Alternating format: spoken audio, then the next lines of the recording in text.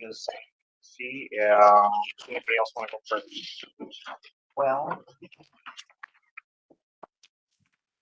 I don't see Mr. Jason, so I did get word he'll be here soon.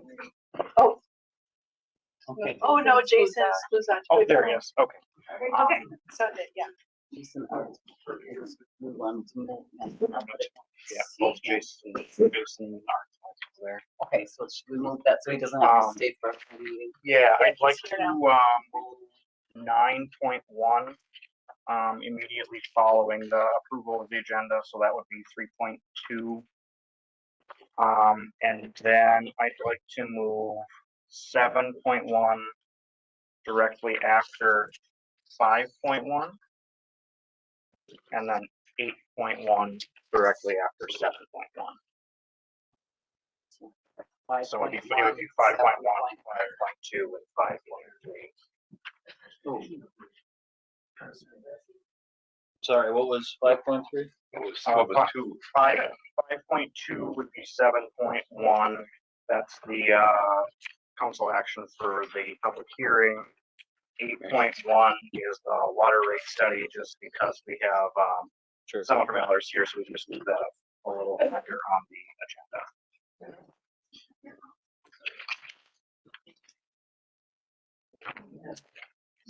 Given that, are there any other additions or corrections to the agenda? Do you want to officially put on there a date on that? Yeah, let's add that under new business. Oh, that's 9.7. For post update. So I'll go ahead and make a motion to approve the agenda with the following changes, of 9.1 moving to 3.2. I'll second. 7.1 to 5.2, 8.1 to 5.3, and addition of 9.7. I'll second. I've got a motion from Gina, a second from Kyle. Any other discussion? Hearing none, all those in favor, please signify by saying aye. Aye. Those opposed, motion carries. All right, next we will move on quickly to item number 9.1, recognition of Jason Stozacek, retirement from 20 years in the fire service.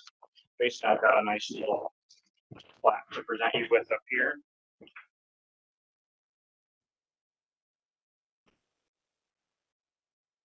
Thank you for your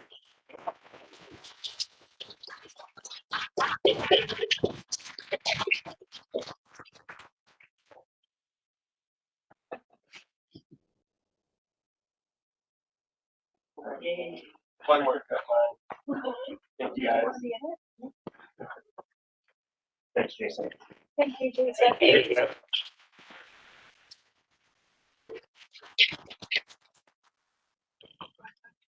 All right, next up, we will move on to public forum. This is an opportunity for citizens to present items to the council that are not on the agenda.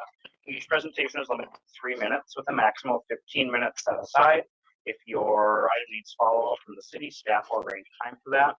One thing to note is if you are here to speak on behalf of the First Street, Southeast Street vacation, that will be a separate public hearing that I will call in just a little. This is just for public forum for things that are not on the agenda. So if you'd like to step forward for public forum, please make your way to the podium, state your name and address, and council will hear your concerns. Hello, everybody. Can you hear me fine? Cool. Anthony, 4015 Main Street, Aspen Olson.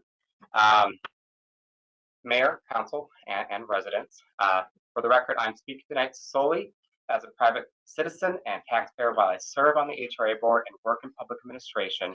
The views I express tonight are my own. Kyle, I need to speak clearly about a pattern of conduct. In your resignation letter from October of 2024, you wrote that you wanted transparency and accountability. So let's take you at your word and measure your record against your own standard. First, transparency.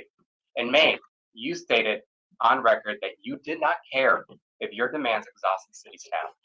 In September, your aggression in public works meeting was to serve so severe that a staff member, one of our own neighbors, had to walk out just to keep their own dignity. Our neighbors we go to church with, go to sports teams with, and watch at high school. To the staff in this room, we see you. We know our city departments are strong, professional, and work incredibly well together. But no employee should have to endure the level of disrespect we witnessed in September. When you stand up for your dignity against that kind of treatment, the residents of Pine City will stand with you. Second, accountability. Kyle, you repeatedly state you want the city out of housing, business of housing, but the city is already out. The city legally separated from housing in the 1960s by creating the HRA, the Housing and Redevelopment Authority. Your recent no votes are attempting to reverse that history. By obstructing the necessary repairs, you're trying to drag us into a scenario where the HRA fails, and the city is legally forced to assume ownership of a broken building and potentially pay millions in federal callbacks and fines. Your no vote is the most expensive vote at this table. The essentials. And to those who voted for a shakeup, we need to be honest about the cost. Local government is about the essentials. It's about fire, it's about police, water, and our plowed roads. When we invite chaos into City Hall, those are the things that break. And when they break, the bill doesn't go to the government. It goes to us. We receive the tax bill. We pay for those consequences. Finally, true accountability means showing up. Kyle, in September, you told the Public Works Committee that you would no longer attend. It seems to be one promise you have kept. You are occupying a seat, taking the title, but refusing to show up for the work. For the rest of council, it is insulting to every member of this table who makes the sacrifice to be here.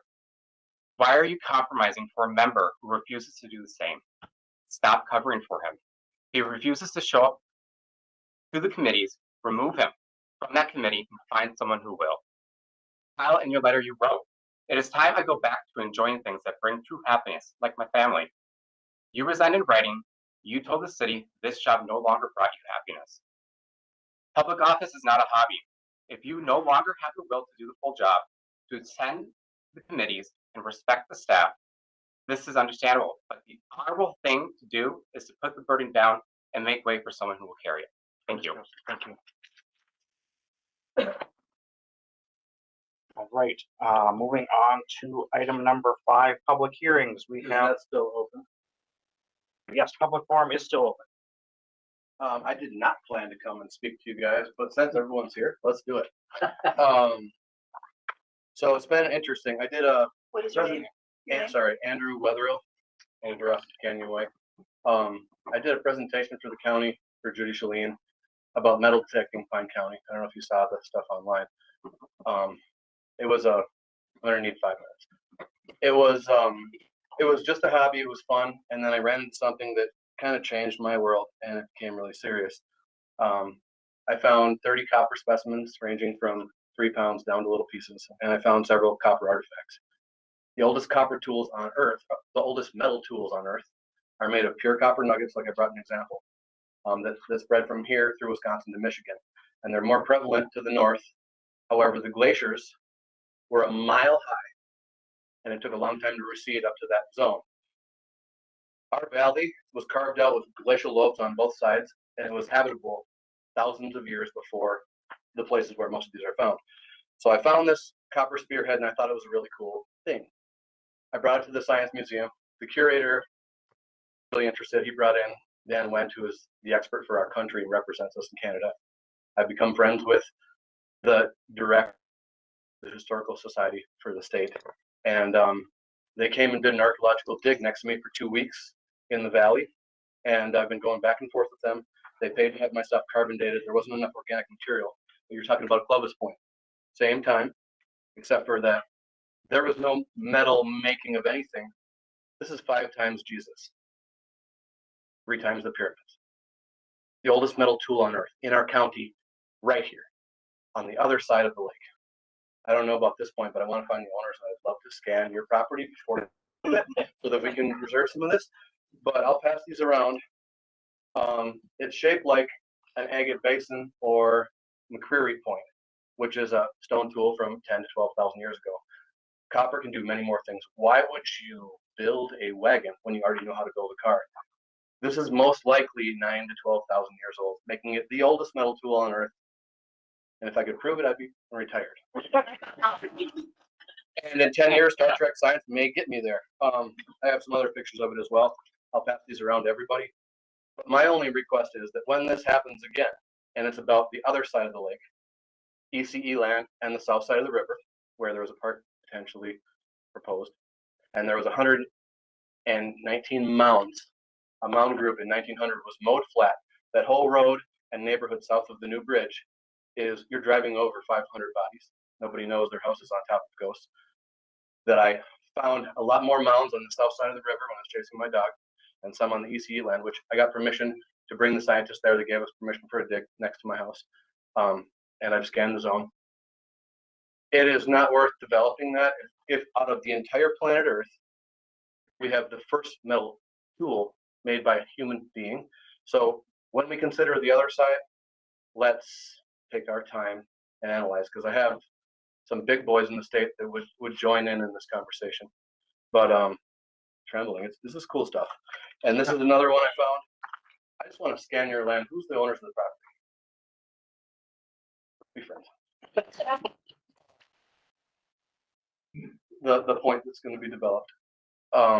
This is another arrowhead with a serrated tank. Its sister was found like 30 miles north, 6,500 years old. Since I had the chance to talk to you guys, I don't want to take up this meeting, but on Coles Island, I found a socketed point. It still has the rivet. It has a nail. It's 3 times Jesus. And inside of it, it's got black crud. It's the preserved pine pitch because it was shot into a clay layer when I found it out there looking. There's some amazing history in this county, and we need to preserve some of it.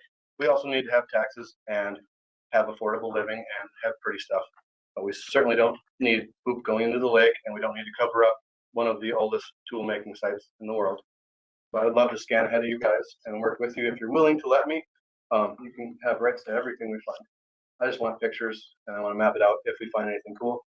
I looked at the top. Oh, I don't think you have any mounds on your land. You're good. Probably. But yeah, I don't know. That's that. Some copper nuggets and other stuff. But thank you guys. Just wanted to. I didn't want to speak. I don't like speaking. Thank you. Thank All right, you. I'll get it. Starting my 9th year sitting in this chair, and he's the most positive public forum speaker we've had. Thank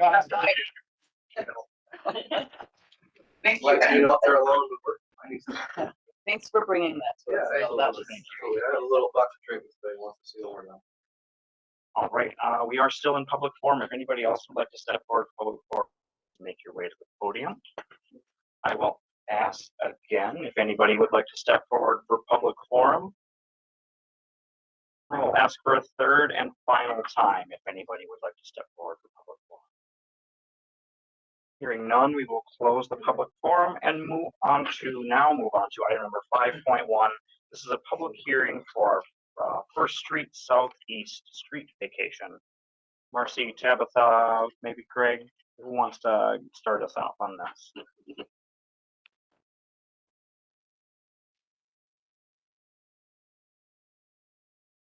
And ladies and gentlemen, we will start off with some information from city staff, and I will go ahead and open up the public forum and hear your concerns, and we'll go from there.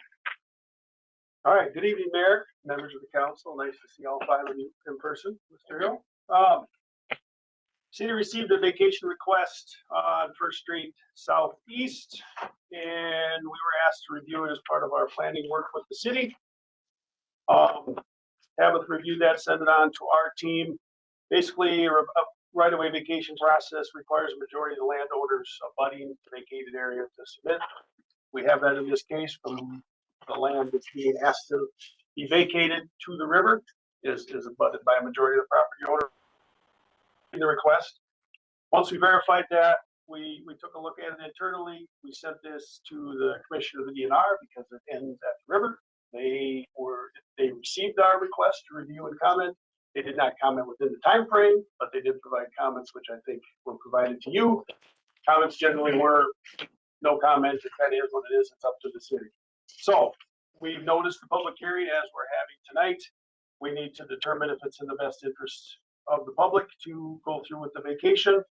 We did have a plan from the developer that was included in the packets, a cul-de-sac with some single family lots at the end with some new infrastructure, somewhat similar to what was built on the north side a few years back. At that time, as part of that process, which we're not approving or just only talking about vacating the street, half of First Street to the north. At that time, we can take into consideration, there'll be a new plat, there'll be a new, probably go through the PUD process, we'll talk about what gets built and into public infrastructure and that. As part of the resolution in your packets, we're requesting that we retain the right for any easements we have or need. We have a manhole that we haven't quite located, that's probably something that the developer is gonna be wanting to connect to, or at least know where that's at. So we made provisions with that in the resolution. And basically what happens on a vacation, the land goes back to the underlying property, so you basically split it in half, half goes back to the west, half goes back to the east. So the city portion of running the west side of First Street will get roughly 30-some feet back if you move ahead with the vacation tonight. That's probably where the manhole is, we'll get it verified as part of the infrastructure. That is metal perspective. We don't find stuff like that, we just find. I'm sorry, what was your name? Oh, I'm Greg Anderson. I do the engineering for the city. Did I miss anything? I don't think so. We do have an updated resolution, so the resolution is in the packet. It's not the correct one. I did provide the resolution. The documents, from the DNR that we received on Monday and all of the emails with the DNR, I'm asking to be made part of the public record for tonight, and including the memo. With the new resolution, it does have the DNR's comment in it. You choose to want to add that part of the public record, which I highly recommend we add part of the public record. We need a separate motion or anything? I'm not sure. Do you know, Marcy, do we need a separate motion if we wanted to add this into? Yeah, would have needed. Yeah, It it should have been added. can't be part of the resolution that's already published. I mean, we can have it, we can acknowledge it, but it Right. can't be changed at this. Right, I couldn't have anything changed when things after the fact, when things came in, so. I have a question. Would that be grounds to stall this process, or would it not? I mean, if the public hasn't had a chance I think to it's, read the additional information. So, I mean, you can speak to it, but what I think is we can go ahead with the public hearing. But if there's new information, I think that needs to be published, and then it'll be up to the council whether they want to include that new information and share it with the public, or if they just want to go ahead and vote on what's presented, and so that'll be a council decision. But, you know, we'll see what Okay, I just want to. happens. I mean, we can't predict how much, but yeah, Right. we can't change. I We couldn't have to change the, yeah. yeah, I couldn't change the agenda by the time I received the documentation, so.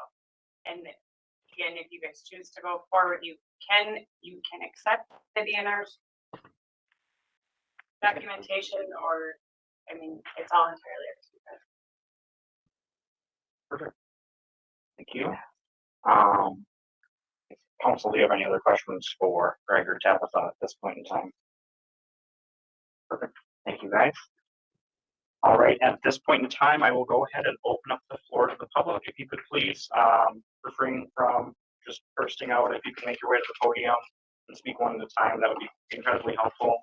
Just state your name and address, and we will go ahead and open the public here. I did have one question. So you said you contacted a majority of the landowners. I just wondered how many landowners was that, and how many did you contact? The public notice is 12 parcels per state statute. So you had over half that agreed? Is that what that means? So it needs to affect the properties that it's going to involve. So it only affects the actual portion of it and then the west side of the road. That's who we needed to have sign on. So only 2 people are affected Only 2 families are affected by this vacation, is that what you're saying? No.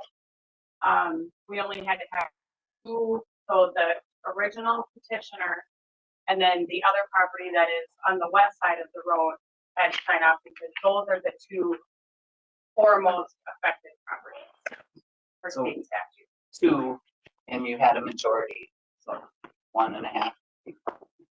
Okay. But you contacted 12. Yes, I sent public notice to 12. families. 12 months. All right, at this point in time, we'll go ahead and open the public hearing. If you'd like to make a comment, please make your way to the podium, state your name and address, and council will hear your concern.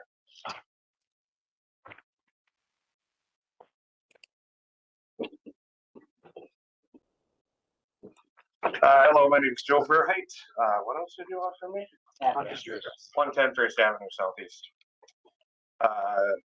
Good evening, Mayor and council members. Thanks for having me. This might change a little bit of what I was gonna say, because I was unaware that the resolution had changed. But I'd be interested to see what's in it. I would also be interested to, I guess I don't know all of the processes, but not just move forward with a vote on anything without maybe opening it back up to another round of public hearing after it's made public. Anyway, so I had emailed some stuff over earlier to Melanie and Marcy to include to you guys, so hopefully you got that. Part of it was that letter from the DNR, which basically states that they didn't get or didn't see the resolution, and then another part was just on my talking points. So I'll just read this real quick, and then I can go ahead and sit down and let anyone else talk. So I live about a block south of First Street, right kind of on the T right there. I was coming here tonight to ask you to deny the resolution. I'm still coming for that actually, but my comments tonight are specifically about the street vacation request. So the letter from Clarissa Spicer in the Northeast, who's the Northeast Regional Director for the Minnesota DNR, that was dated December 11th, signed on December 15th, I believe it was. The resolution in front of you, or the resolution that was online as of Monday, I believe, says that no comments were received from the DNR. That's no longer accurate. Comments have now been received, and they do raise concerns. So unlike what was just brought up here, it wasn't just, hey, we don't have the comments about anything. So I did email that letter over today so that you guys can review it. So first, the DNR says that they never received the actual petition for the vacation. The letter states that the Minnesota DNR did not receive the petition for the right-of-way vacation, so they could not properly review something they never got.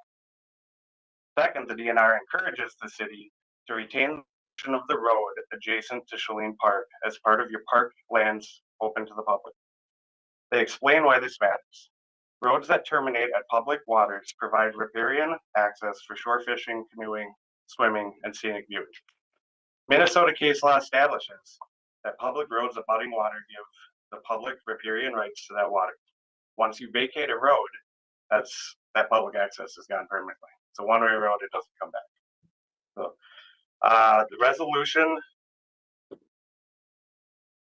resolution vacates the entire stretch of First Street from lot 17 all the way to the water.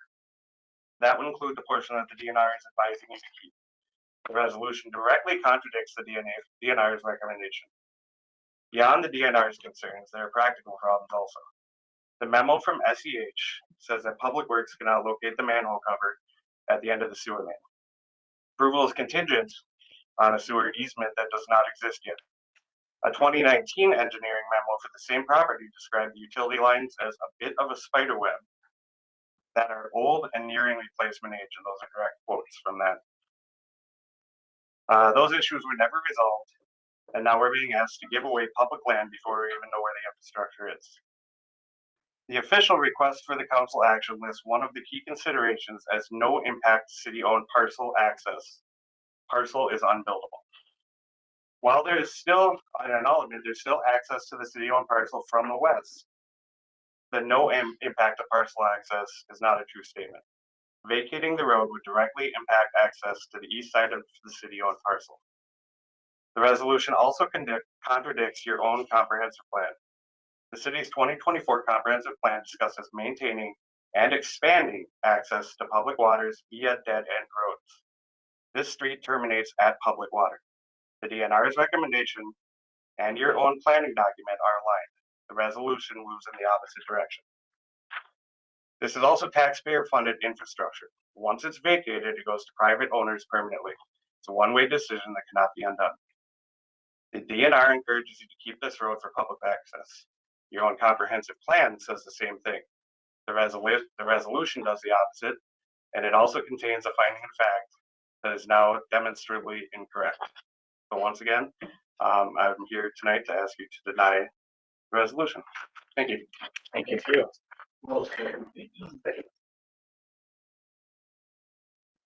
All right, this is still a public hearing. If you'd like to share comments, please make your way to the podium, state your name and address, and we will hear them.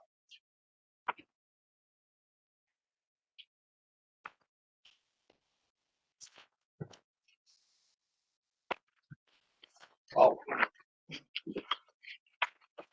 Okay. Thank you, sir.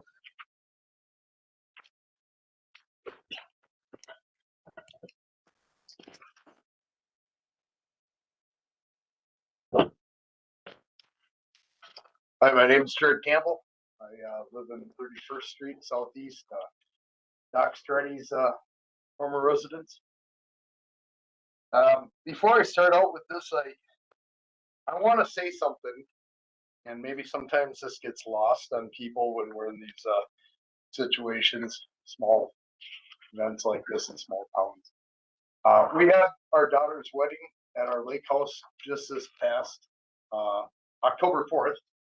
Thank goodness the weather turned out as great as it is.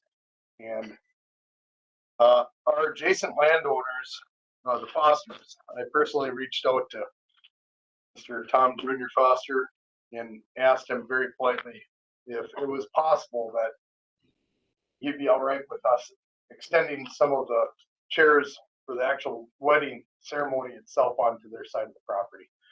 And I want to say that Mr. Foster was very gracious in allowing us to do that. And I wanted to thank him personally in public. We don't have any animosity. I'm proud and happy to have him as our neighbor on the property next to us. And I want to thank him very personally for that. And I understand probably just as he does that this is just business. He's a businessman. They're in the business of building lake houses, beautiful lake homes. And that's all this is. It's just business. So with that, petition here opposing the vacation of First Street Southeast and proposed development, even though I understand this is just about the First Street Southeast vacation. This formal petition opposing First Street Southeast vacation, we the undersigned residents and property owners respectfully submit this formal petition to express our strong opposition to the vacation of a portion of First Street Southeast and the proposed development known as South Pines. After careful consideration, we believe that the proposal is not in the best interest of our community for the following reasons. Taxpayers have funded street maintenance and upkeep since the street's inception, 132 years, 33 years ago. Why would the city per se give away at no cost to vacate a portion of First Street Southeast to a developer who would then in turn profit or purportedly profit from selling the property and the associated river frontage? The city's own comprehensive plan discusses maintaining and expanding access to public waters via dead-end roads. Why is this guidance not being followed in this instance? Signed in 1959 and recorded in 1961, if you'd like to turn to page 20 is the original copy. If you're having a tough time reading page 20, please turn to page 21. Is the original easement for the legal trespass of water during times of flooding on that part of said property. At the very bottom, this was signed by Dr. Stratty. It was signed in '59 and filed with the courts July 14th of 1961. All the provisions hereon do run with the land and shall be executed, shall extend to the binding heirs and the successors, grantees, assignees, and the respective parties here on two. Dr. Strati is very forward thinking. He knew back in 1959, along with the DNR, even though it was a Department of Game Fish, Department of Conservation, Wildlife, anyway, the DNR.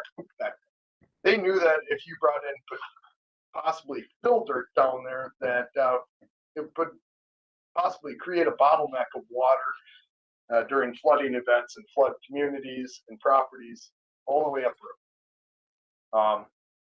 So that was signed back then. That's still in effect here today. The DNR, prior to 6 years ago, did not even know that this document existed. You know, we need to think about that. The reason why that came about is, you know, we're on a third dam, of course, the last being the hydroelectric dam, at which point in time when the hydroelectric dam was pulled apart or pulled off, it ended up in federal district court with the fixed crest spillway being set at 933.3 feet above sea level. It was a lot lower than what it had been in previous years before that. Obviously, we don't have the rowboats and the small short shank engines that we did in the 30s and 40s. You know, by the 50s and early 60s, they realized, hey, we're gonna, you know, we gotta do a little dredging. So they did a little dredging. Some of that dredging work per Mr. Dick Kevlin from Kevlin Ford here in Pine City earlier was brought onto that low-lying land, as you can see on page 22. This is a boundary exhibit that was given to me by Erica Blofis Nelson when the property was sold from the Strati House in 2000. Let me cite that. In the middle, it says that the total buildable area of this property was 1.27 acres, only 1.27 acres. Moving on, I'd like to know how this planned development accounts for this easement or possible easement without importing fill dirt and what potential impacts this could have on upstream Minnesota properties during flooding events. I guarantee you, if we allow, whether or not this is or isn't part of the vacated part of the street, if any fill dirt is allowed in, every community is going to be watching what happens here tonight if they get flooded or if they have any flooding issues. They knew about this back then. Moving on, the next bullet point, the DNR representative for Pine County, Kelly Condiff, stated that the Office of the Commissioner of Natural Resources submitted comments and concerns regarding the vacation of portion of First Street Southeast. It is because of myself that you guys have the DNR comments in front of you. I personally have friends and people at the DNR Commissioner's office. And once I contacted them and started making phone calls, I found out that the DNR did have comments. When I talked to the city, they said, well, we didn't receive comments in time and we're just going to have to move forward. And I said, no, if we didn't receive comments in time, then we need to do our due diligence as city workers and either reach out to the DNR to get these said comments, or we need to table this matter. We need to do something, but we need to wait until we hear what the DNR has to say, because that's pretty important. The DNR stated, if you turn to page number 17 on that pamphlet, it stated that they encourage the retention of land dedicated to the public for public use in support of recreational opportunities, such as shore fishing, canoeing, swimming, picnicking, observation, scenic viewing, ice fishing, snowmobile. Then further on down, it says it strongly encourages these resources be protected. These comments weren't included in the city's proposal. On page number 2, the top bullet point, there's currently no city water or sewer mains in First Street Southeast. Most homes rely on water and sewer lines that are encumbered across neighboring properties, myself included. The same developer met with the city's Public Works Committee on March 27, 2019, which I believe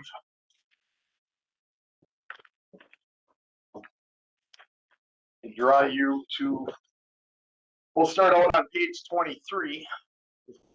Turn to page 23, please. The SEH memorandum from March 26, 2019 cited a few different options. Back in 2019, it cited that, of course, the cheapest option, if I can be so blunt, is that sewage runs downhill for free. And that it would make more sense to run the sewage downhill for free and to have a loop of the water main system. So if there was ever any situation where fire suppression, EMT services were needed, we would have an increase of pressure on that far end. Option 2 talks about basically ripping up part of First Street, part of First Avenue. They also went in to talk about possible lift stations. You know, if we got to build lift stations, if we got to maintain pumps, if we got to pay for electricity to pump sewage back uphill, that just sounds all ridiculous, doesn't it? So moving on to page 24, at the very bottom of the page, very last paragraph, it says the developer met with the city's Public Works Committee on March 27, 2019. And the committee recommended that the city follow option number 1 as outlined by the city's engineering firm, SEH.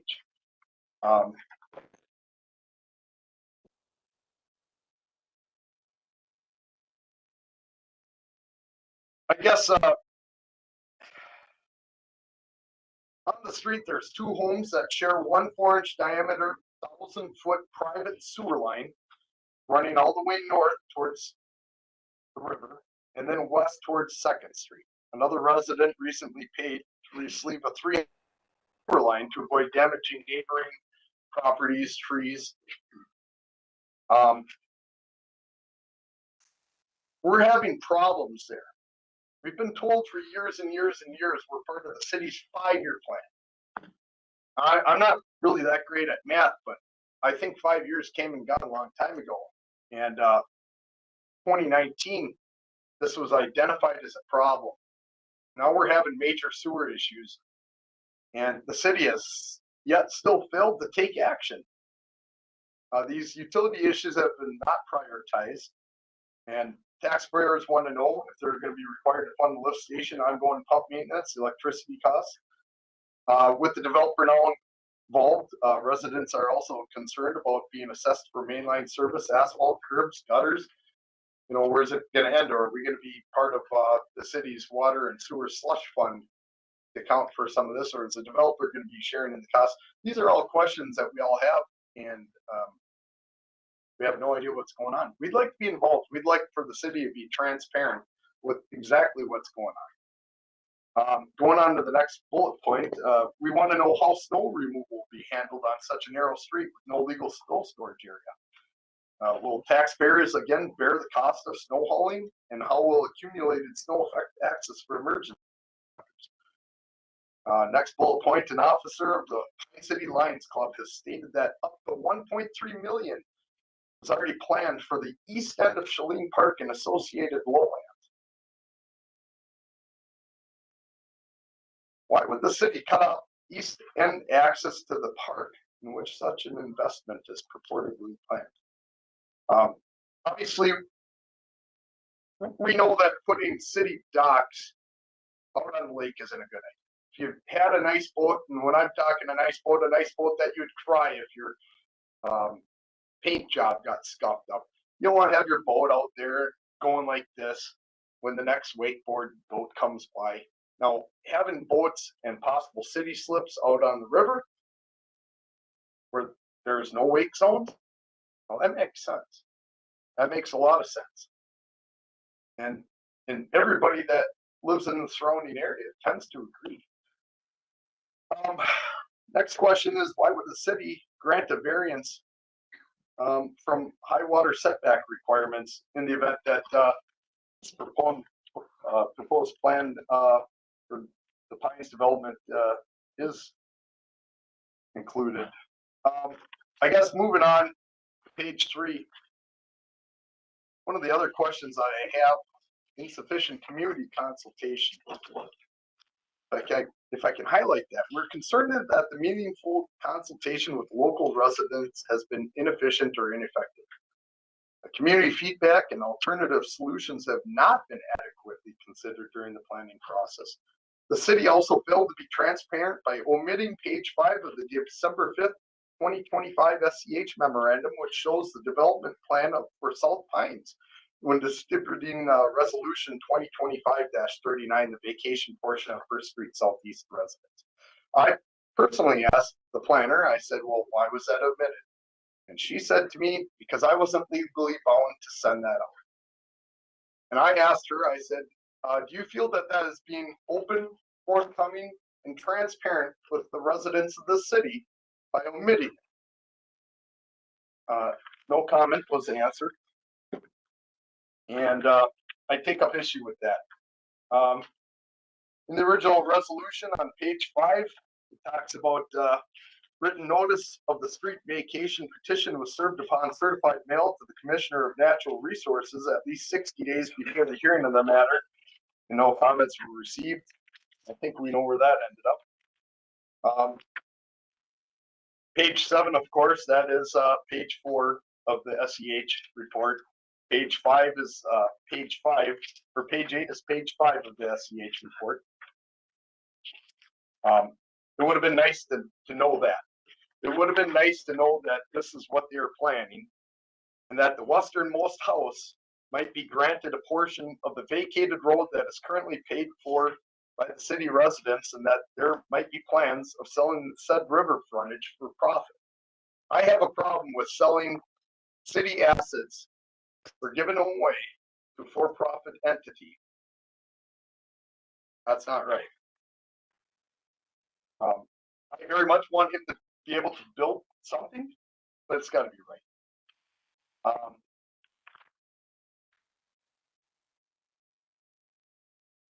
On page 11, on the bottom paragraph, it says the city council may approve the street vacation only if it determines that doing so is in the best interest of the public.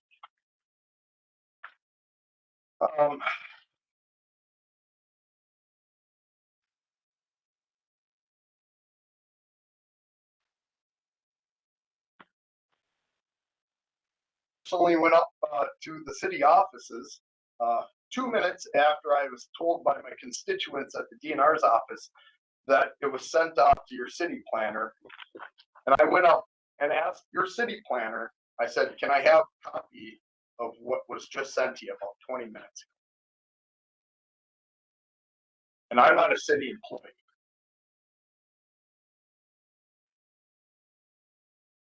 No. So I asked the constituents because I said, what happened? Did it get sent to the old city address, the old city hall? You know, what's going on? Because I do know that certified mail was served upon. We have return receipt showing that certified mail was sent, whether it was sent to the wrong person signed for it, whatever the situation is, it was sent to the wrong place. The DNR on page 18 said the Minnesota DNR did not receive the petition for the right-of-way vacation to better for the request, and therefore reviewed the proposed vacation on its own merits regarding the potential current and future value, provide safe, convenient access to water and protection of natural resources, historic and cultural resources. I guess the last thing I'd like to point out, and I know, once again, this is strictly about the vacation. And I understand that this has been zoned high density. But when you're talking about maintaining social cohesion within a neighborhood, regardless of whether or not something's been zoned one way or another, you need to still maintain some sort of cohesion. And there's a reason my house is set back. My neighbor Richard Novy's house is set back.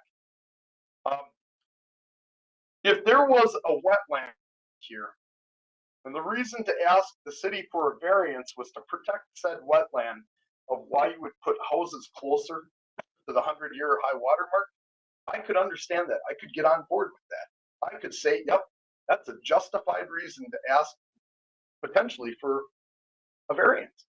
But to ask for a variance because we're going to try and sardine as many houses in here as possible to maximize profit, I take up issue with that. I live right here, and for 132 years, Senator Hodge, Dr. Stratty, The Max Blofis family and my own have been able to sit on our porch, drink coffee, and watch the sunrise in the month of June, which puts the sun way over here.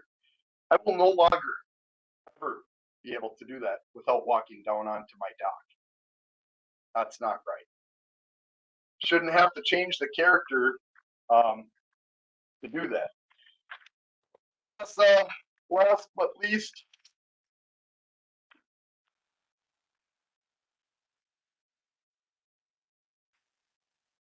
I'd like to identify there are 75 people and or businesses from our city, not on the north side, not on the northeast side, not on the southwest side. Every one of these addresses are from people on the southeast side, and every one of these businesses, Mom's Parkside Cafe, Wigmore, Mom's Parkside Cafe, Adorn Aesthetics, Sprouts, Sharper Image, Pine City for the Arts, Pine City Scrapbooking Company, 320 Brewing, Draper Divine, New China, Scott's Muffler and Welding, Pizza Pub, Pine City Family Chiropractic, and Pine City Auto Sales. Every one of these business owners is backing the residents that live in this area. They also agree that something's wrong here. If the Lions Club thinks that they have the money and they want to put some docks and slips out there, they want to put some, and that's what I said. No, you're right. We can't put buildings in the low line flood areas, but we could put park benches. We could put docks down there. We might be able to put some sort of parking down there below the old Althoff or Wilson House. It can't be any different than the DNR putting asphalt right down to close to the water where the boat launch is, right?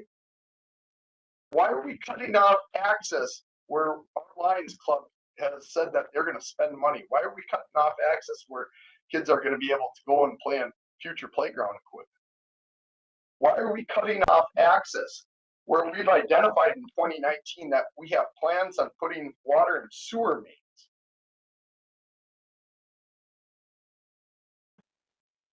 Thank you. Thank you. Right, this is still a public hearing. If anybody else would like to make their way to the podium and state your concerns and comments, council is here to hear. You want me to talk now or do you want to talk after? Evening, girls. Coming up.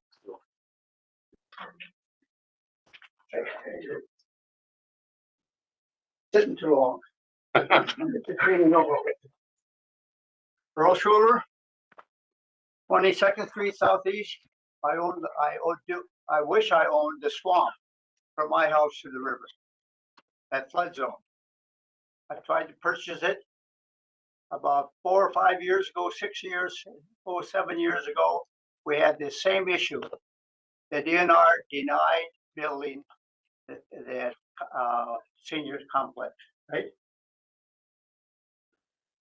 It sure did, because it was going to be 80 units, and it was going to be 3 stories high, and it was going to have a basement garage. That makes it 4 stories high. So I just think we're just hashing stuff that happened a few years ago, Tom. We're not, that's a new issue. The DNR said, no, you cannot build that kind of a complex on a flood zone that's facing the river. So I live on that area that's, I'm on 2nd Street. If there was an advantage to vacate a street on 1st Street, would there be an advantage to vacate 2nd Street? And the city would own part of it. The city owns the Cheline Park, plus that flood zone below my hill. The flood zone that I have mowed the lawn, cut up trees that were down for 47 years. And so you're gonna go through that area, build a road or whatever it's gonna try to do.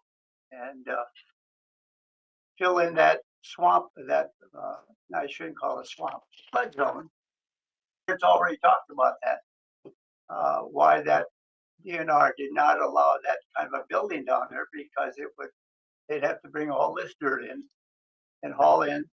And citizens about 5, 6, 8 years ago were concerned about all of the traffic that's gonna go up First Avenue and First Street to do all this construction in that area. The other thing I just want to comment about is that I left it on my, is there a paper laying over there? Yeah. Thank you. Just a point of evidently requirements. State law prohibits a city if any portion of the street abuts a body of water,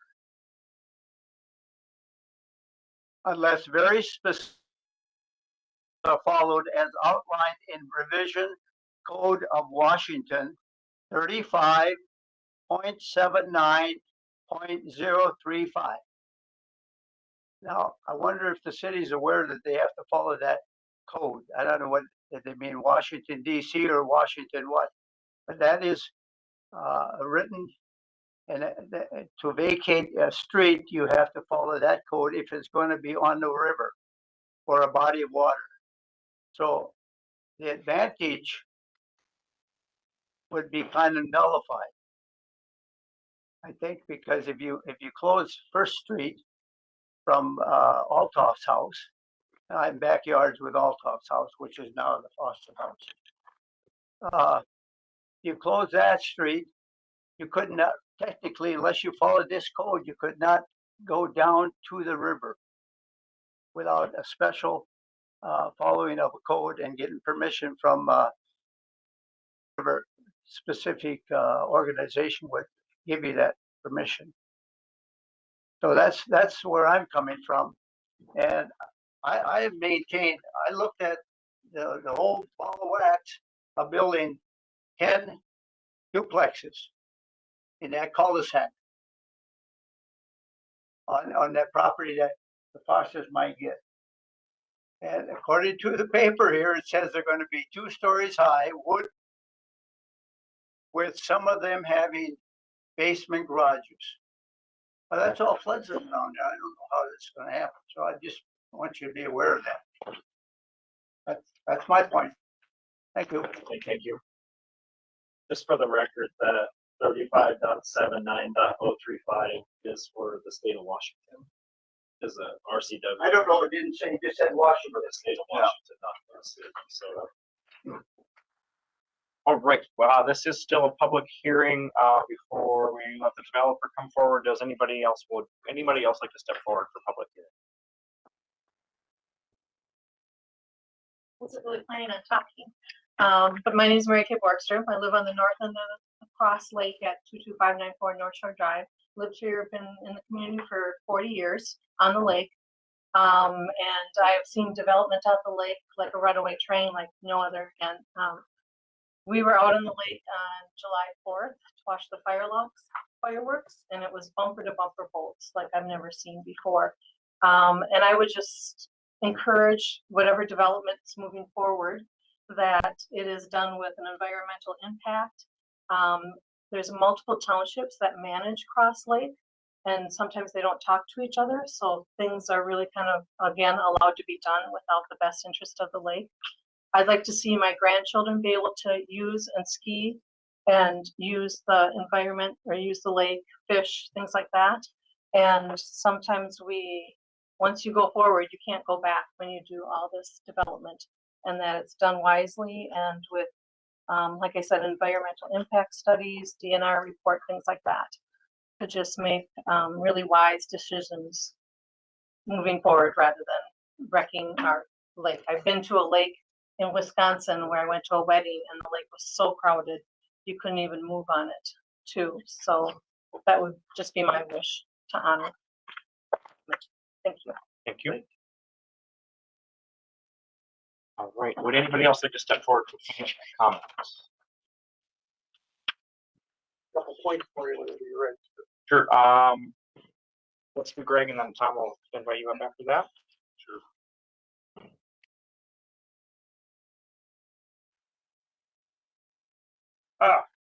Just want to follow up on a couple of points. I appreciate all the input. It's always good to hear what residents have to say. That's the point of public hearing. The DNR was sent the documents that we were required to send them, or the city was required to send them. They were signed for in September. They were sent to the DNR commissioner as we are supposed to. Again, it's a big agency, hard to make sure it gets to the right spot. The city did have a 60-day clock to make a decision on this. If they don't act in that 60, so there is a deadline that we need to be conscious of. Staff reached out on November 13th and December 5th to the DNR and asked, hey, are you going to comment? Do you have comments? We're having the hearing here on the 17th.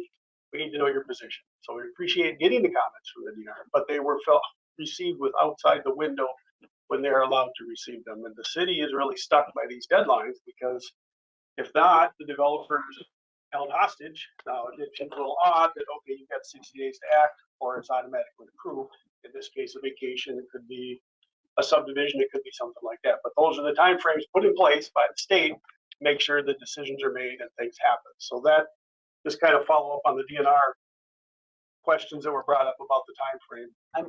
I'm trying to follow everything and take notes. The very first thing you said, you gave a date with the DNR comments. Could you repeat that? So date? we mailed them on the 26th and they were signed for and received by the DNR on September 30th. Again, big agency. And maybe it's got to go through some different departments. When's that date that has to be, we have to respond to it by? And when's the 60-day clock? Got a 60-day clock. Yeah, that was. They received it. They signed for it the day it started, but if they have some members.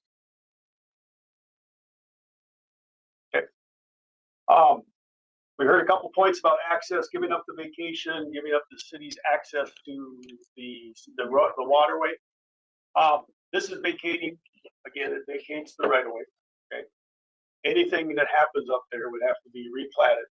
If you want access reestablished, at a minimum, we're gonna have a utility easement to cover the utilities to get to the water.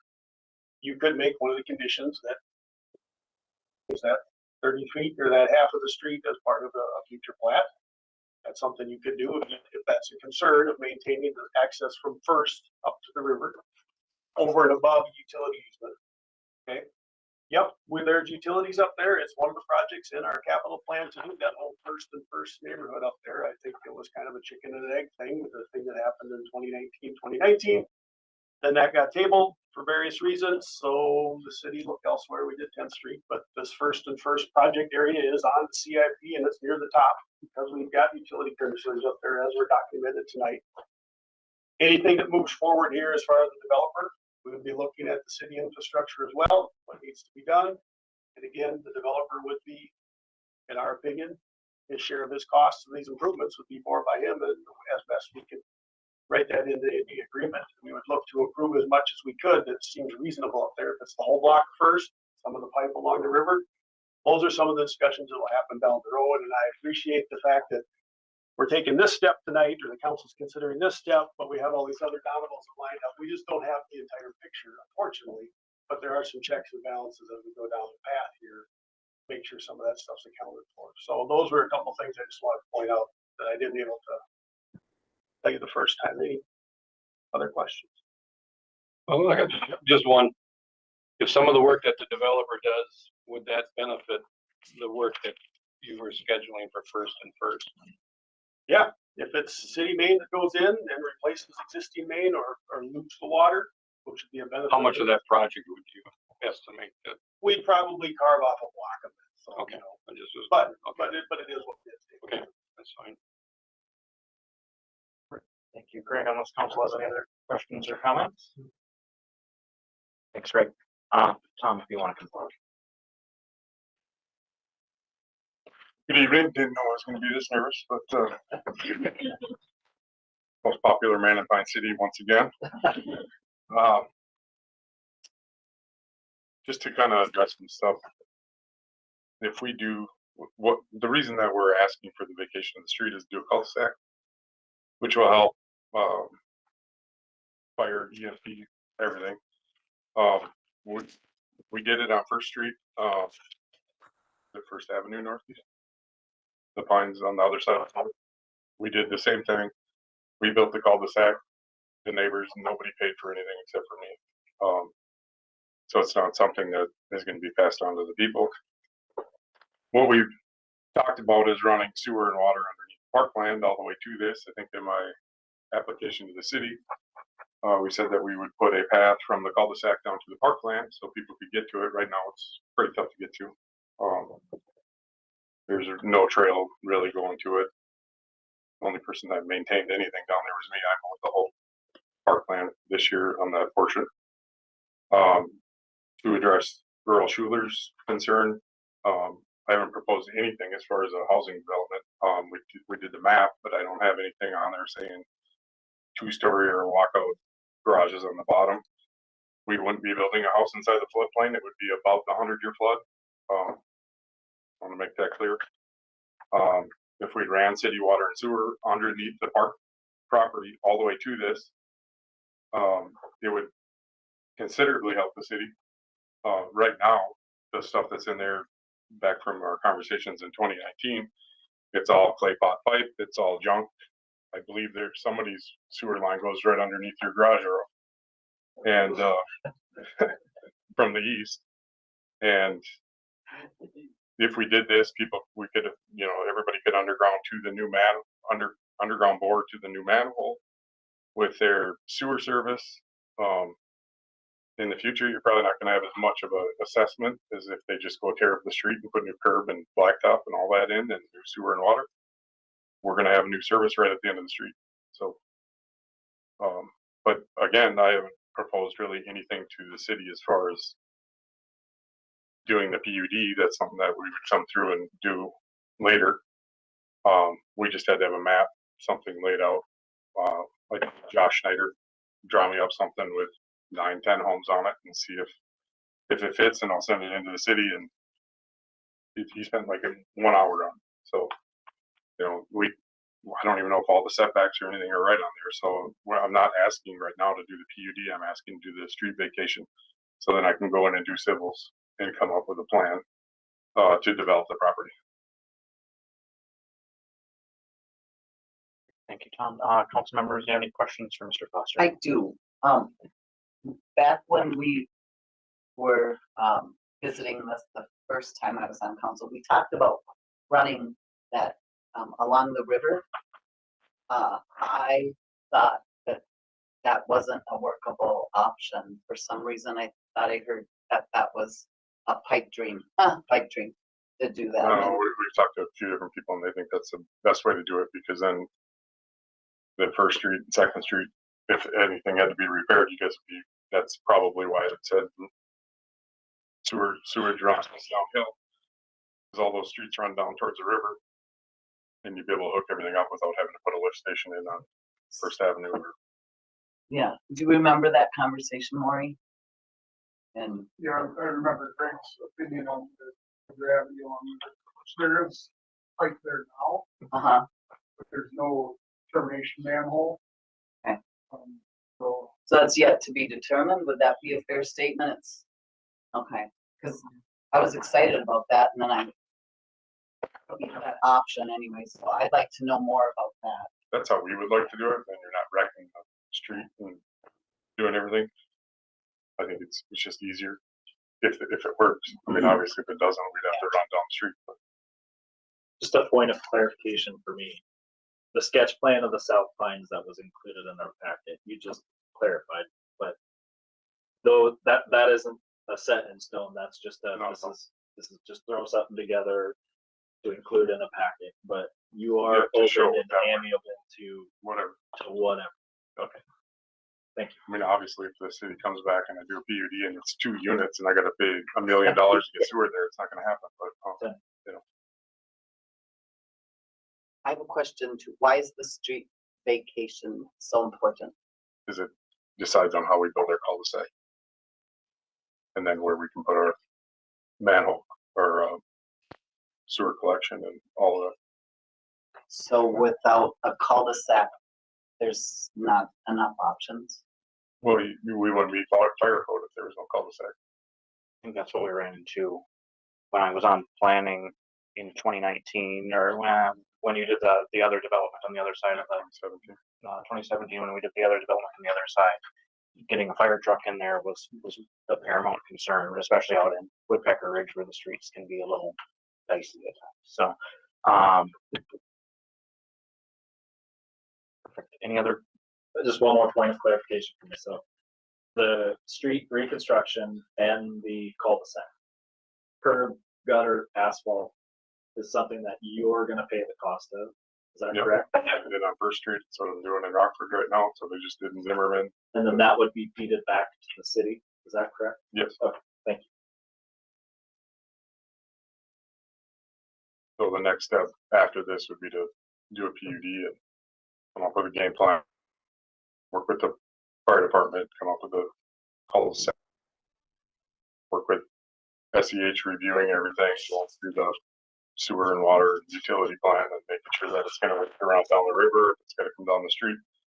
The problem with the sewer right now, and Maury would probably know better than me, but I think that the manhole on First and First is like 4 feet deep, something like that. Absolutely not. Well, we opened it up and looked at it.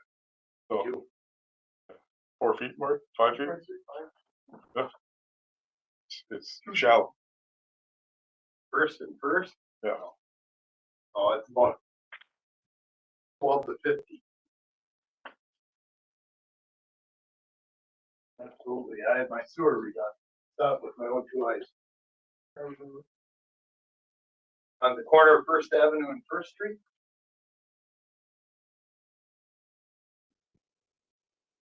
Other way would be putting new in to be able to move water in that end of the town. Doesn't have right now. I think I got a picture with the tape measure. Measuring. So Mr. Foster does have the floor now, sir. So if we can just let him state his piece, if you have more information and would like to come back I'm forward. just going off a recollection from 2018 or 19. It was shallow and because we were talking about running sewer back down and we were gonna have to put a lift station in at the end of the street at that point. And that's when we came up with the idea to run it through the park line because that manhole was too high.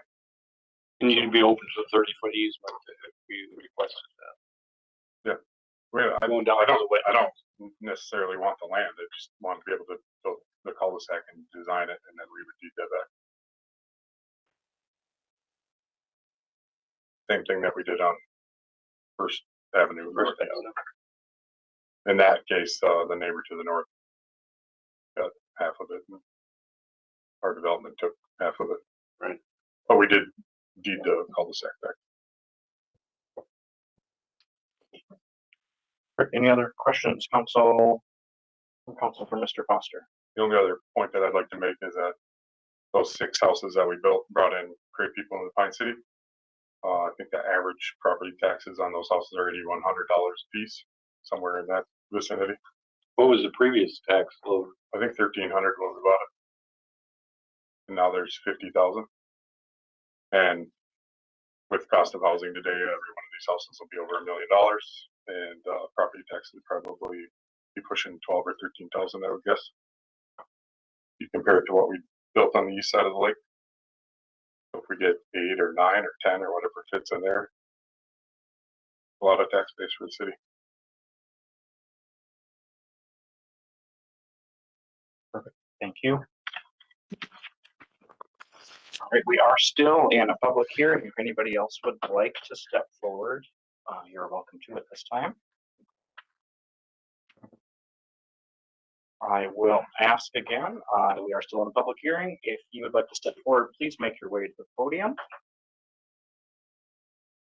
Can I just make 2 quick points? You need me to go up there?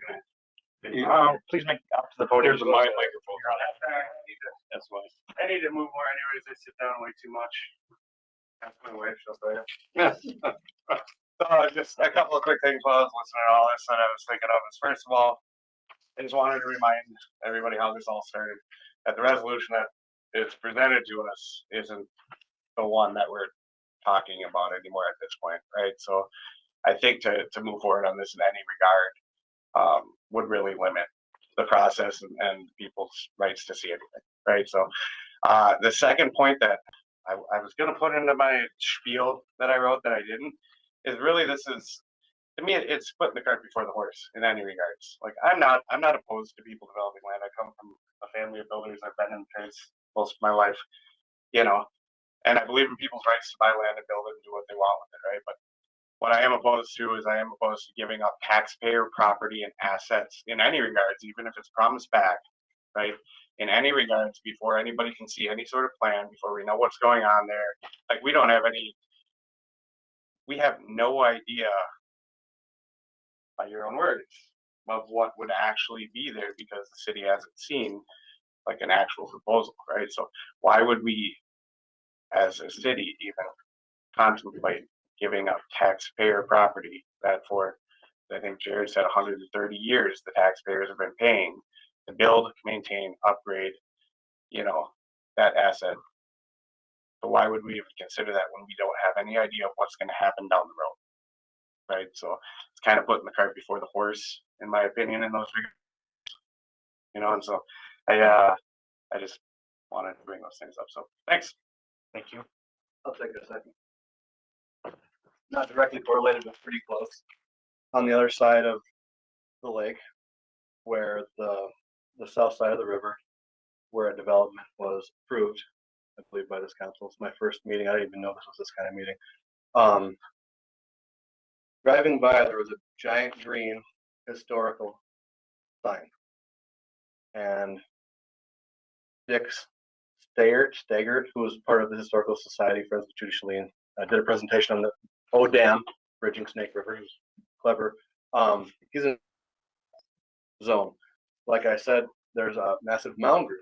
Actually, the largest mound group in central Minnesota was mowed down right around 1900 after somebody was clever enough to map every mound, shape, orientation, and size, multi-person mounds, 500 people underneath the road, and all those houses. Chingwatan, it's the land that with the high pines that meets the water. The whole name of that county is actually not in that county. It's on the south side, where it meets the lake and the river. You guys approved this development and sliced it into a bunch of river lake lots, which would be amazing if you're a professional fisherman. My only thought is, if these people were the first metal tool makers on Earth, which is highly probable, and we mowed down all these mounds when we were too stupid to know better and built all the houses on them, why would we allow that development when I had Jennifer Rankin is the director of the State Historical Society and I'm the board that decides what goes on? I put her in my truck. I toured the neighborhood. They are planning on funding a 2-year expedition of the Snake River. Historically, somehow I am way above my pay grade and I am the spear tip. And I have got 6,000 acres of permissions, including farmers and many neighbors, for searching ahead of them. And it's going to happen. When she heard that that development was approved without her notification, quite frankly, she was pissed that nobody communicated with the boss of the state. I mean, you guys are great. Love you guys. We're all neighbors. But if we're going to be forthright with anybody, how about the boss of the state to preserve our cultural and national global heritage? How did it get overlooked that she didn't even get notified? That green sign went down, the road and cul-de-sac went in, and now it's all slotted out for a bunch of people. I mean, sure, we need money. How desperate are we that we need 50 grand a year to squash global heritage? Can I ask a question just for a point of clarification? This other property, this development you're speaking about, is this over by the dam? Yes, south Okay. side of the river, so to the west, that western corner, there's Just a big historical sign. A point of clarity, that's not the city of Pine City limits, that's actually either Pine City Township or Chingwatana Township in that. I think Chingwatana's north of the North river. I feel like you guys are the most powerful entity around here and we're all gonna look and bow to you, but whatever the hell it is, that's not acceptable, that they take the sign down and run through it without communicating with the boss. Let's all get on the same page, be transparent and work together. I know you already hate my guts, but god darn it, let's look together. I have 2 metal detectors. Let's just find what it is and we'll save it and we can hang it on the wall. You can keep some. whatever it is, let's just look before we put roads on it, because Cole just did a development across from the Perk House, 50 acres, 7 lots. He called me in and I scanned every road they cut and every lot they did before they sold everything. And I want to have a real museum. Skip the one out by Ascot. We need a real museum for this county because the history in this county is so much more powerful than anyone realizes. Ignore it. And to just take 50 grand and throw some concrete on it. That's all. Mike. Yeah, Mike. All right, in interest for time, does anybody have any other comments? Let me show you this photo real quick. 9.5 feet down just to my, just to where my service pipe came in. Approximately to the bottom of the manhole is 12 to 15. Not 3 or 4 feet. I guess I'd only ask that you consider the 75 people on the southeast side and the business owners that have all opposed it. Point of clarification. Sure. I have a page here that's included in this little booklet I have. It's 23 pages. That's old stuff? Okay, how'd that get in here? Oh, okay, I see it. Okay. The reason I got Tom on the hook here, I thought I had him on the hook. But he said, this is an old deal then. Tom and Angela Foster own a 4.5 acre undeveloped lot on the Point of Snake River. And then it goes further to say, along with the Yannick Properties Northwoods Development Group and Health Dimensions Group, they are requesting to rezone parcel 2R from 1 to 2 family residence to meet MFR high density multifamily. Yep, that's already done. That has been done? Yeah. Okay, so that they can proceed with planning for a residential planned development to create 48 units. Is this old stuff? This is all. Yeah. This is what we, All is this what we fought for about 10 years ago? Yeah. Okay, okay, I don't know how it got in there. Thank you. Thank you. There's always new places. My name is Luke Heggie. I don't live in the city limits, but I do own a lot of Lake Shore. 17414 Cross Lake Road is my address. As a property owner on Cross Lake, obviously the lake is important to me. The water quality is important to me, as it is to Ms. Borgstrom and many others here in the room. But one thing I want to make clear, I've actually had the DNR out to my house and my property many times. I've got a couple of big fields that drain right into Cross Lake. And I don't like that. When I fly over in the spring with my plane and I can see mud flowing out of my fields right into Cross Lake. So I've showed the pictures to the DNR and I've asked them, what can we do to try to clean up the water? Is it development? Is that the problem? And the answer I got from the DNR was, our water is troubled for several reasons. One, it's really dark, and it's dark because of all the leaves that fall in the lake. So this water was crystal clear at 3 o'clock. I stuck a few leaves in there to see, and now it's dark. So because the water's dark, it warms up quicker when the sun shines on it, and it promotes more green and more growth, and that's why we have problems. Another issue that they pointed out was fertilizer going from people's lawns and farms into the lake and adding to the weeds and then continuing the cycle. So that all being the case, development done properly is not what's hurting Cross Lake or making it dark and dirty. Too many boats is not good, that's for sure, and that's for a whole nother topic. But I'll wrap this up quickly because it should be 3 minutes or less. There are developers that have started projects in Pine City that didn't really know what they were getting into. They were in over their head, and then they stalled out and they sat, and then we had a mess. And then it took a long time for the right developer to come along and fix it. I'd hate for that to happen on this beautiful piece of property in a nice neighborhood. So the Fosters have proven that they build beautiful developments. They have a lot of experience right here in Pine City on Cross Lake.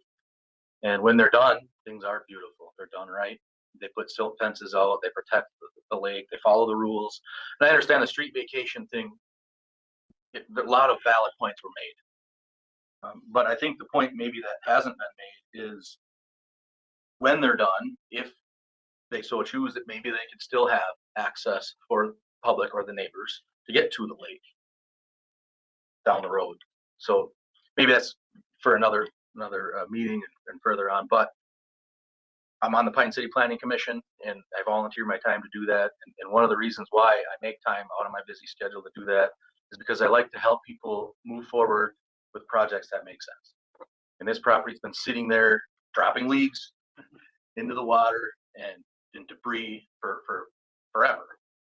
So I think if the Fosters end up doing this project, and that's a big if, even if this is approved, they still got to crunch a lot of numbers and got to make sure it pencils out. But if they do, when they're done, it'll be beautiful, and I'll be glad to be a part of it, or to be in the community where they did it. That's all. Thank you. Thank you. All right. All right. Public hearing. If anybody else would like to step forward, please make your way to the podium. I will ask a second time if anybody would like to step forward for public hearing. And I will ask for a third and final time if anybody would like to step forward for public hearing. Thank you, everyone. At this point in time, we're going to close the public hearing. Council will take this under advisement. Members of the council, questions, comments, concerns?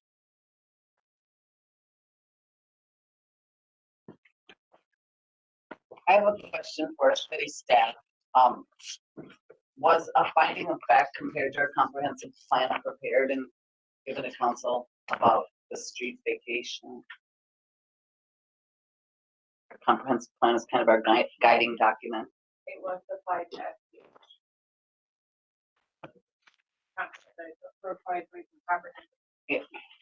But like in the past, for things, we usually kind of go through what our comprehensive plan says and then compare how does this project fit in or not fit in with our plan. Did we do that? I applied it to SCH. This is one that I sent strictly to SCH and I did not have of this. But we council didn't get that, correct? Or, okay, thank you. I just, sometimes I miss things. All right, any members of council have any questions or comments, or? I also, I feel like this was a lot of information and this came up very quickly.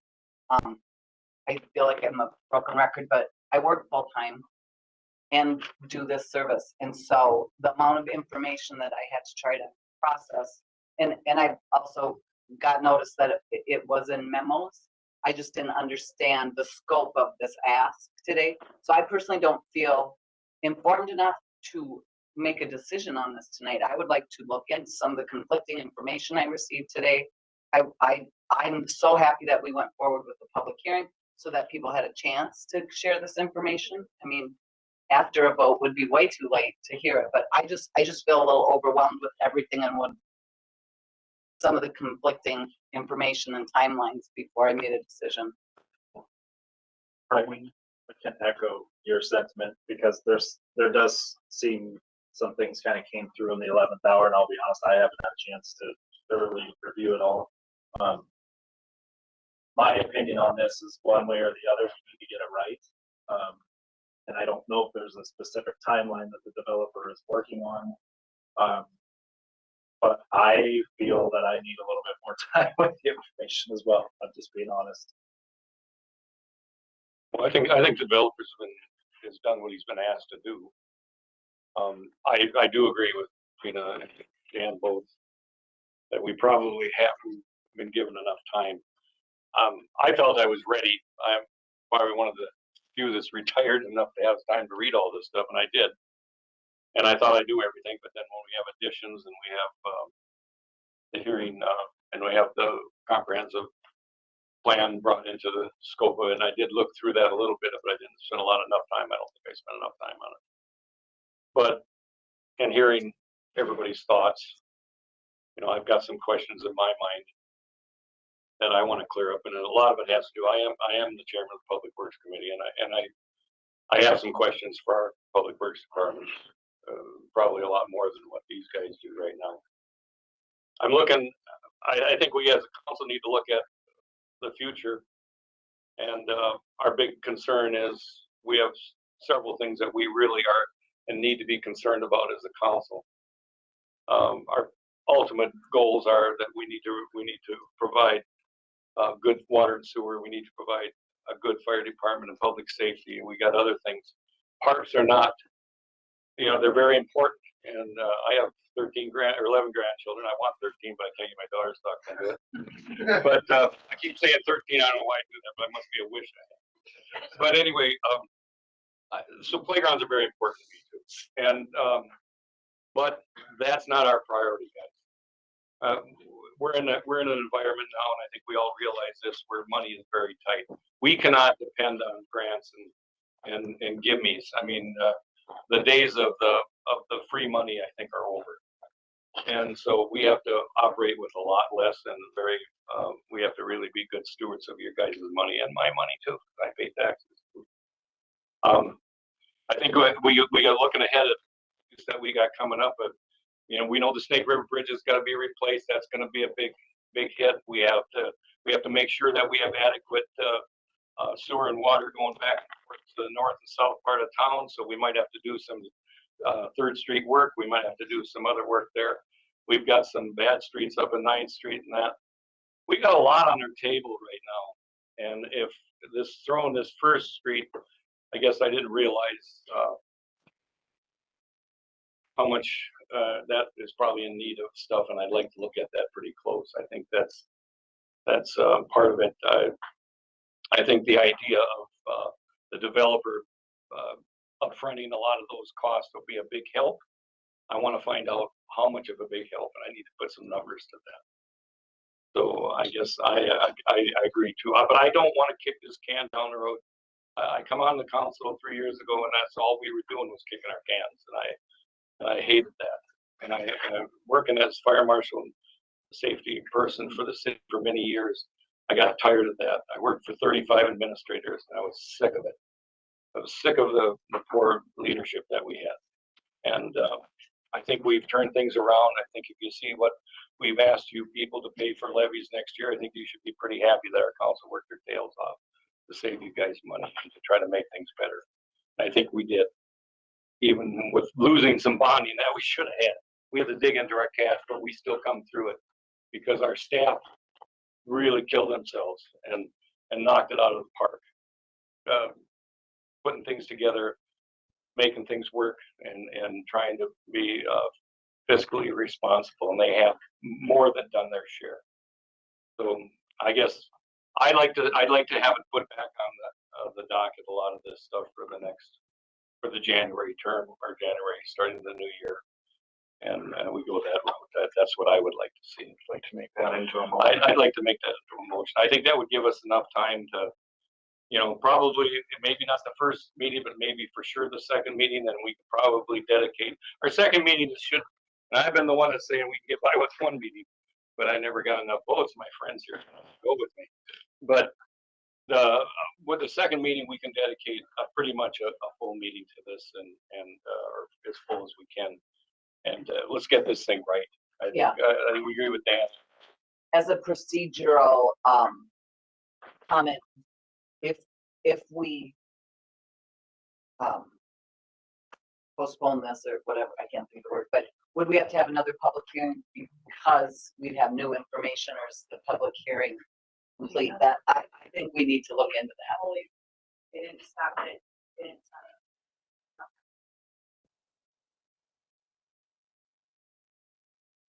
it. And for me, with as much information that I'm still working through, there's one piece of information that I would like to have to make a great decision, because great data leads to great decisions, and that's the housing study that's coming out.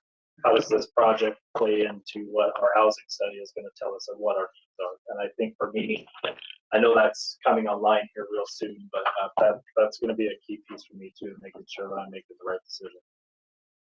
Perfect. And I'm in the same boat. I think it would be irresponsible of just to jump to a decision tonight, given the 50-some pieces of paper that we've acquired in the past couple hours. So, Dave's got a motion for us to table. Do we need to, Marcy, do we need to make a motion to add the updated resolution and documents? Should that also be included in the resolution to add into the next agenda, or can that just be part of the packet? How does that? That would be part of the packet for the January meeting. For the second January meeting. Perfect. Okay. I've got a motion from Dave to table this item It sounded like the second. Could we do the second meeting in January? until the second meeting in I'm January. thinking the second would be better. Do I hear a second? I'll second it. A second, For right? one more piece of conversation, Marcy, is there any way that we could have the information that's new that wasn't posted? Could we get that online before the next meeting packet for the public to have access to? Yes. I want to make one more comment too. I want to apologize, Tom. I mean, I think as a council, we should have been ready. And I'm sorry we didn't have the information we needed tonight. And I feel that we were lacking that. And I really appreciate the input from the citizens. I think that was very important. I'll tell you right now, people on 14th Street out there by the freeway got a new street because every one of them come here and talk to them. And that was important. They let us know exactly how they feel. If nobody comes and shares their thoughts, then it makes it our job pretty easy. We can just go with the flow. But so we have to consider all that. We have to consider everybody's feelings. We have to consider the good for the city. And like I said before, we have some budget constraints that are pretty severe right now. So I want to look at that. And on a public works standpoint, as far as the infrastructure, I'll be talking to our engineer and I'll be talking to our director to get a little better idea of what's going on up there or up on First and First. And I do agree on the solution when working hard with the fire chief. When Mr. Foster did his development on their side of the river, he was very cooperative. Hey, we got everything we wanted, I think. Granted, the fire department usually sometimes wants more than what you can get, but we got what we wanted, and he complied with our request. So I'll agree with that. He does do a good job, like Mr. Hagee said. He does a very good job at developing properties, and they are nice looking properties. So I'm just going to end with that. All right, we've got a motion from Dave to table this item until the second January meeting. Second from Mr. Swanson. Any further discussion? Hearing none, all those in favor of tabling, signify by saying aye. Aye. All those opposed, motion carries. And just for everybody's record, the second meeting is a Wednesday, same time. Third Wednesday at 5 p.m. Did we miss?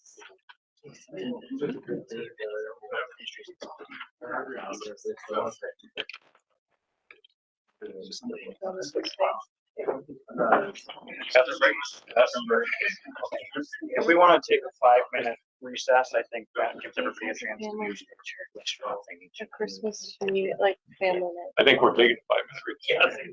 I think that's the end of I can, you don't need to worry about minutes or anything. I it. About can. sink of water. I'll keep it up here. little stiff there. Well, Maura had their meeting last night and that like 3.5 hours. So I didn't listen to that last.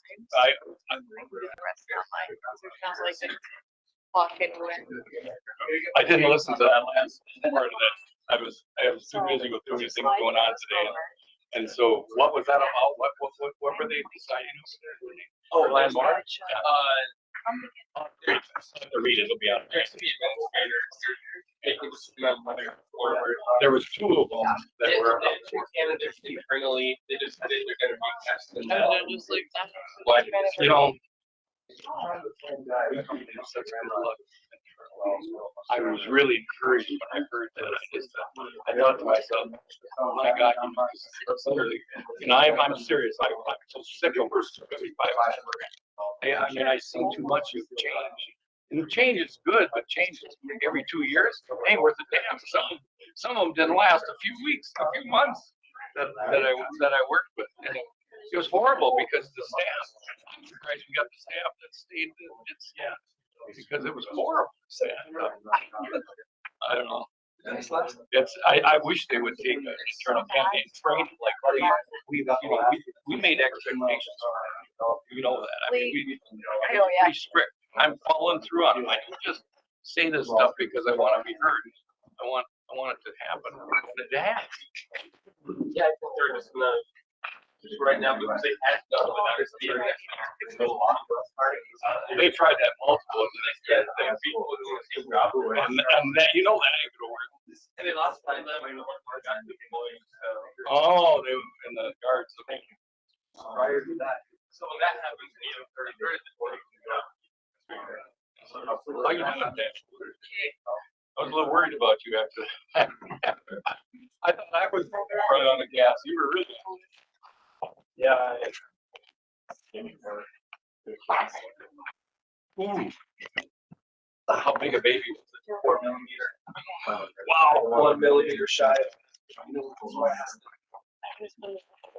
You got her out there. I don't know if I could do that. Probably. Yeah, I'd say give me more morphine. That was, don't drop in the morning. Like left really hurts. About 12:15. Oh, that's not your ass. No. Yeah. So I called my doctor and she said, we still have our little jump yet. Still got a jump. Takes longer than 36 hours. Yeah. The orientation.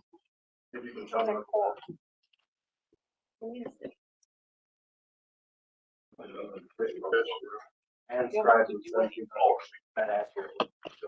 Well, I didn't go to that. Yeah. Just like you have time in the coming weeks or so that we could maybe spend a few minutes on the phone. Because I could get some updates. Oh, yeah, and I was gonna give that, I got some stuff here. Is it on the, isn't that on the agenda? Township one. It's on the agenda, but I'd be happy to pass on copies, or I can, change the staff, and they can pass them on.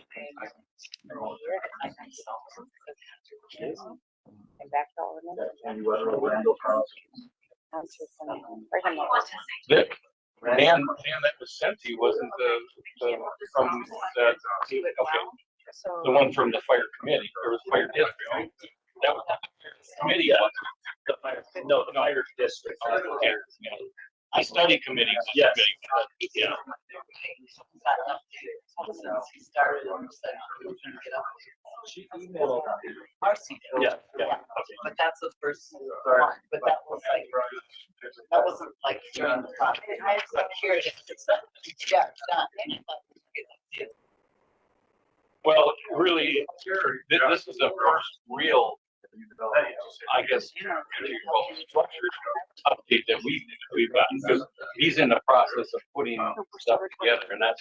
I know what you're saying. Get back into official I don't.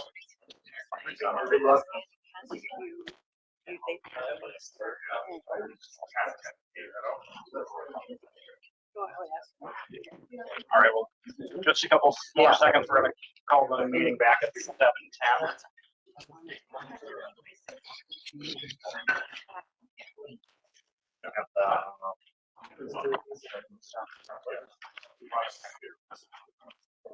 That should be.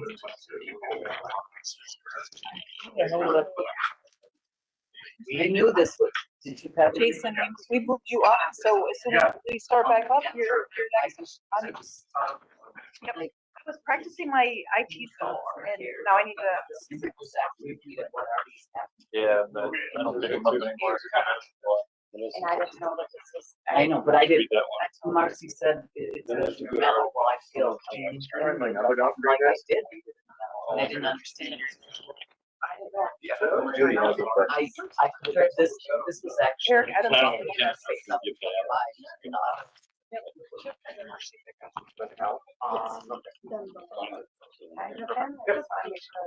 Okay.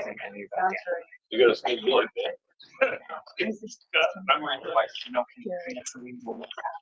After the agenda's already set, we can't go.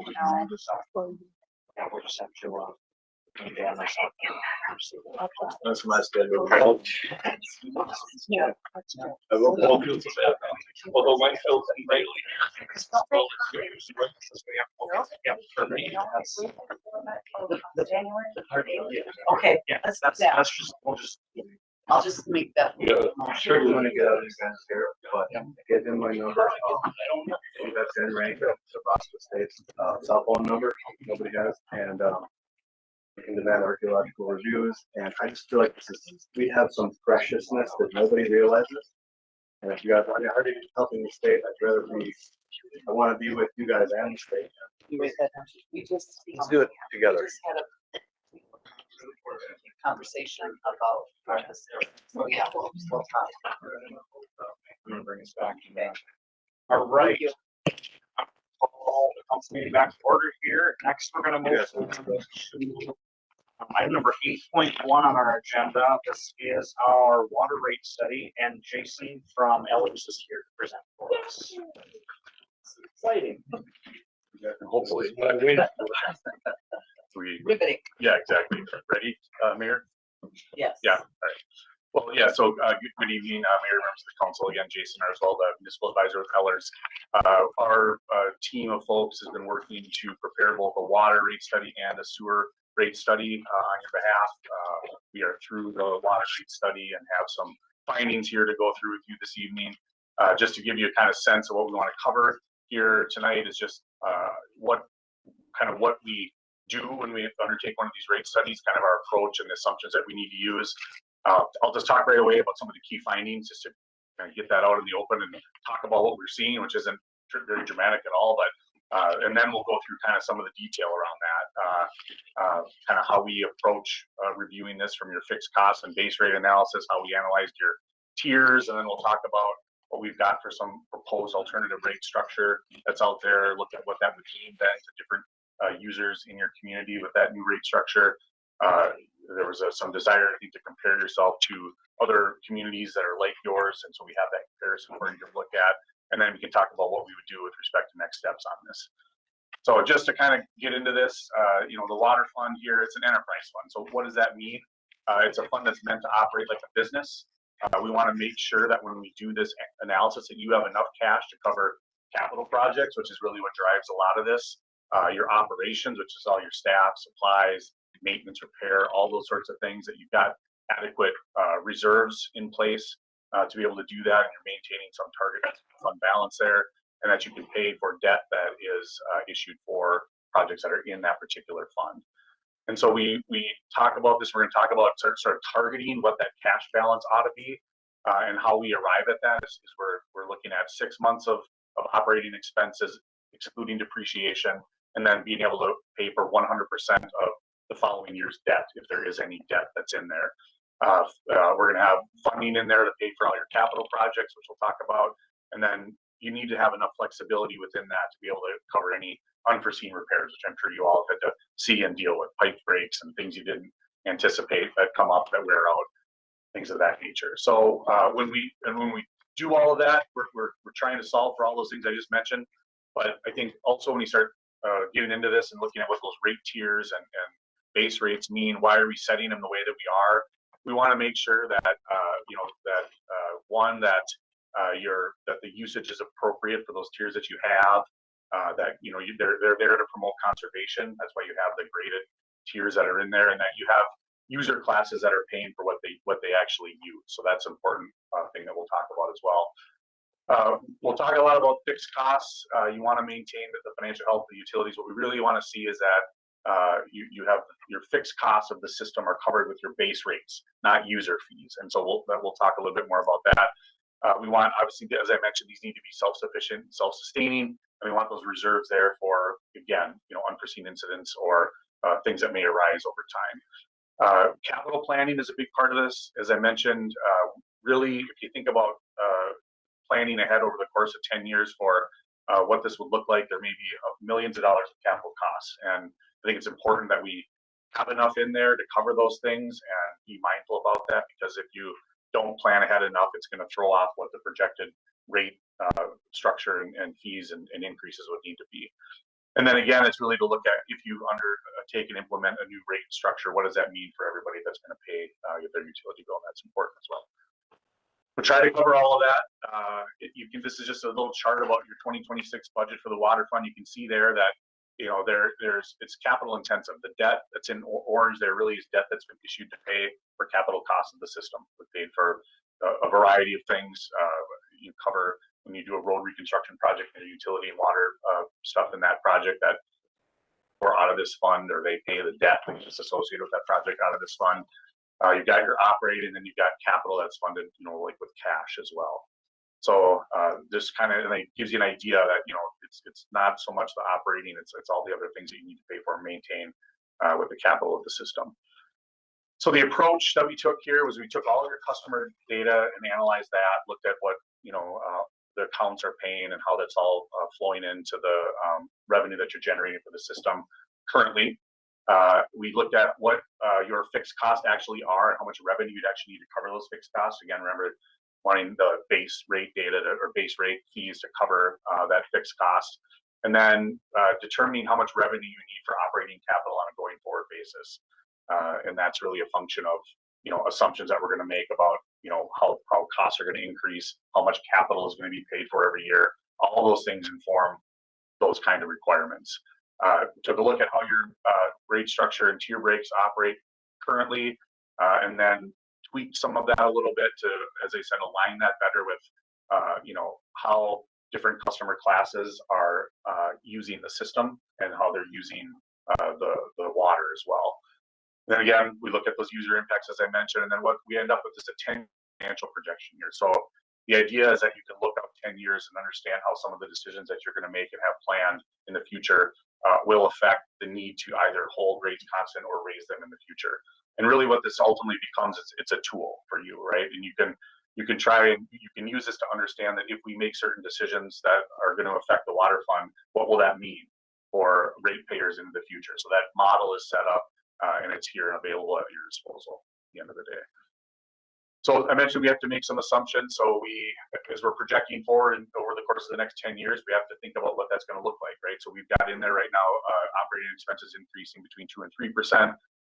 You'll have a fund balance there that earns some interest income, conservatively set that at 1% right now.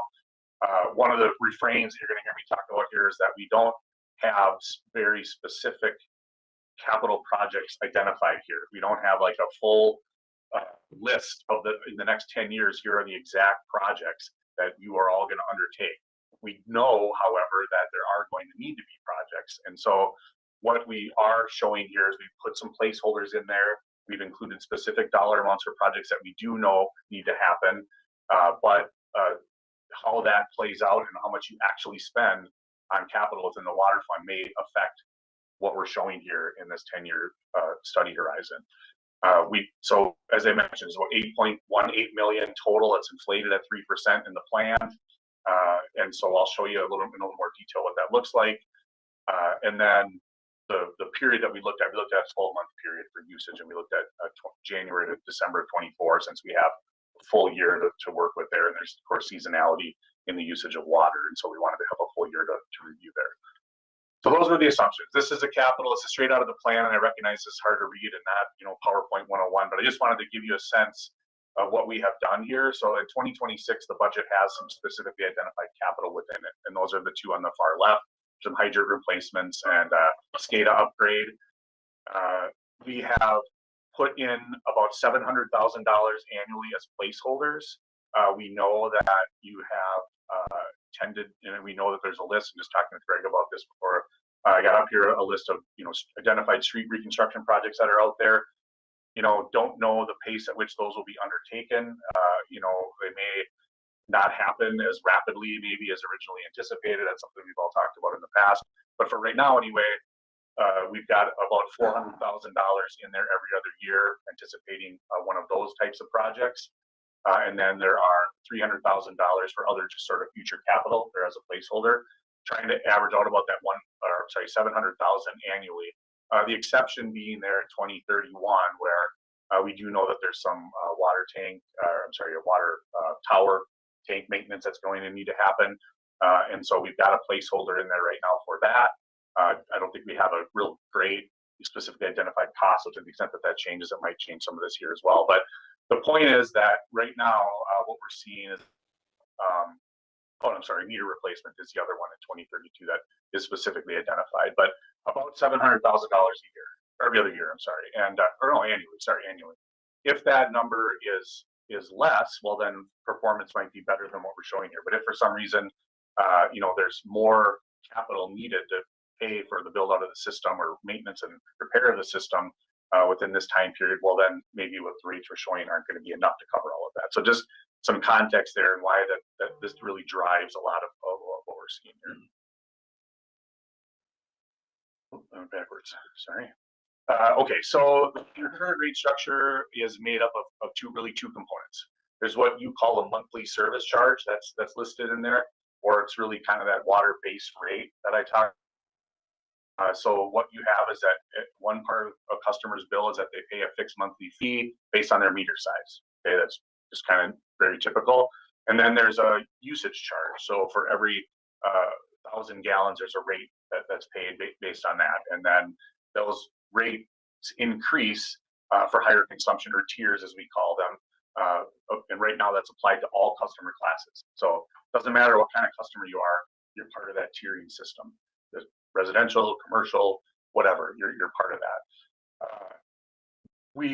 Part of this will be to talk about, they're there for conservation. Those tiered rates really are there for conservation. There's a little note about a statute on the bottom, and we'll talk more about this too. Right now, all of your customer classes are treated the same way, which isn't, and we'll talk about this a little more, necessarily how we recommend doing that. And in fact, there is a statute that talks specifically to multifamily, for example, where you're required to really treat them as each individual residential unit as an individual user. And so we've made some recommendations around that as well. All right, so just I'll start here just by talking about what the key findings and recommendations here are, and then I'll go into detail about the rationale for all of that. So first of all, what we're saying is that we're recommending adjustments to the monthly service charge, that base rate that I mentioned. And the reason for that is because, well, it's really twofold. One, it will help better conform that fee kind of tier there to match up with maximum flow size based on the meter type. And this is sort of a best practice recommendation by the American Water Works Association. And also we're recommending a change so that we have enough base fee to cover those fixed costs that I mentioned. And I have a chart about that, and we'll talk more about that. So the idea being here is if you have a 4-inch meter, your maximum flow rate is X, and that reflects how much you're potentially going to be able to tax the system as a whole. And so there's charges that increase based on the size of that meter, and those multiplier factors are recommended by the American Water Works Association, and that's what we've applied here. We don't just make them up. And then also what we're doing is recommending some adjustments to the usage tiers. And so just slightly adjusting those you'll see the chart here to more quickly get into those tiers, and then keeping those in place for residential, but they'd be effectively eliminated for commercial and multifamily purposes. And we'll talk about the rationale for that as well. I will say that too, that what we're projecting here is that we don't really need to raise any rates at all over the 10-year study period. And it's just a function of where the fund balance is at in the fund. If you keep them where they are and all of this capital cost stays fixed, then there's enough money in there to really help do what you need to do over the course of the period of the study. So no increases projected here. I mentioned the 8.1 in capital, that's over the next 10 years, that it's all placeholders. The other advantage that I'll say here is that, because of the health of the fund currently, you can undertake that capital really without having to rely on much debt. We've got right now 1.5 million in debt in 2031, and that coincides with the year that the water tank is refurbished. It's just as a way to keep the fund balance there above the target that I mentioned. And we'll have a chart that goes through that as well. And as I mentioned, of course, all of this is really contingent on the capital cost not exceeding that 8.18 million, and then operating costs not running higher than what we're currently projecting. All of this exercise as well, the rate tier changes and everything else are really, we've set them up to not raise more revenue. It's just shifting around where it's coming from based on customer class. Just another thing to be aware of, and we'll talk more about that. Questions about that before I delve into this? Okay. So I mentioned fixed costs and the rate analysis there. So what we do is we took a look at the fixed cost of your system. So what are they? This isn't an exhaustive list, but these are examples. So it's really staff, benefits, supplies, technology, those costs that you incur every year, and they don't change based on how much water is used or things of that nature. And so why are they important, and why do we consider them this way? You need some kind of stability, revenue stability, to make sure that those costs can be covered, and that doesn't rely on user fees to be able to cover those fixed costs. So we try to set a monthly service charge, which you have, or a base rate to cover those fixed costs. So that was really one of the first legs of the analysis. We went through that exercise with the 2026 budget, identified those fixed costs, and at the very bottom there, you can see that we identified about $375,000 in annual fixed costs of the system. Okay. And then we went back and looked at, okay, well, of that base rate that you currently charge and you have out there, what are you generating right now? And right now you're generating about $204,000 in base rate revenue. And so right now you're short of covering those fixed costs by about $170,000. And those costs are covered ultimately with user fees, but again, best practice to get that in line. And so each of these will kind of have a takeaway, but you're covering just 54% of the fixed costs right now. That's why we're recommending changes to the base fee, really to be billed more appropriately by meter size, and also to make sure that you're raising enough revenue to cover those costs. And so what we have here too then is a revised base charge or meter charge revision, effectively, right? So what we're showing here is that the meter size is on the left, and then the monthly base rate is in blue on the right. And so that goes up slightly from for some of them. Well, all of them will increase, but some are going to increase more than others, just based on that the factor for how big those meter sizes are. So just to kind of, I'll jump back. So we're 1750, 4375, 140, 280, and 437 based on those different meter sizes. I'll just kind of jump back. You can kind of see here the revenues coming. So right now, more of that base rate revenue is coming from the 5/8 inch or residential meter size, right? And so what this would do is it would shift it a little bit. Well, I should say that look at the monthly base rate. It's probably easier to look at that. But it'll rate, all of them get raised, but some are going to get raised more than others. And that's really just a function of that fairness issue with the meter size that's out there. And so that's the revised monthly base rate charge in blue there for each of those meter sizes, if that's implemented, would then raise about 373 to 328 in revenue. So we're getting real close to 99.3% of your fixed costs. So that's the foundation for the recommendation there. It's just that you're raising enough to cover the fixed costs and that you're allocating that base rate the way the AWWA recommends by meter size. Any questions about that?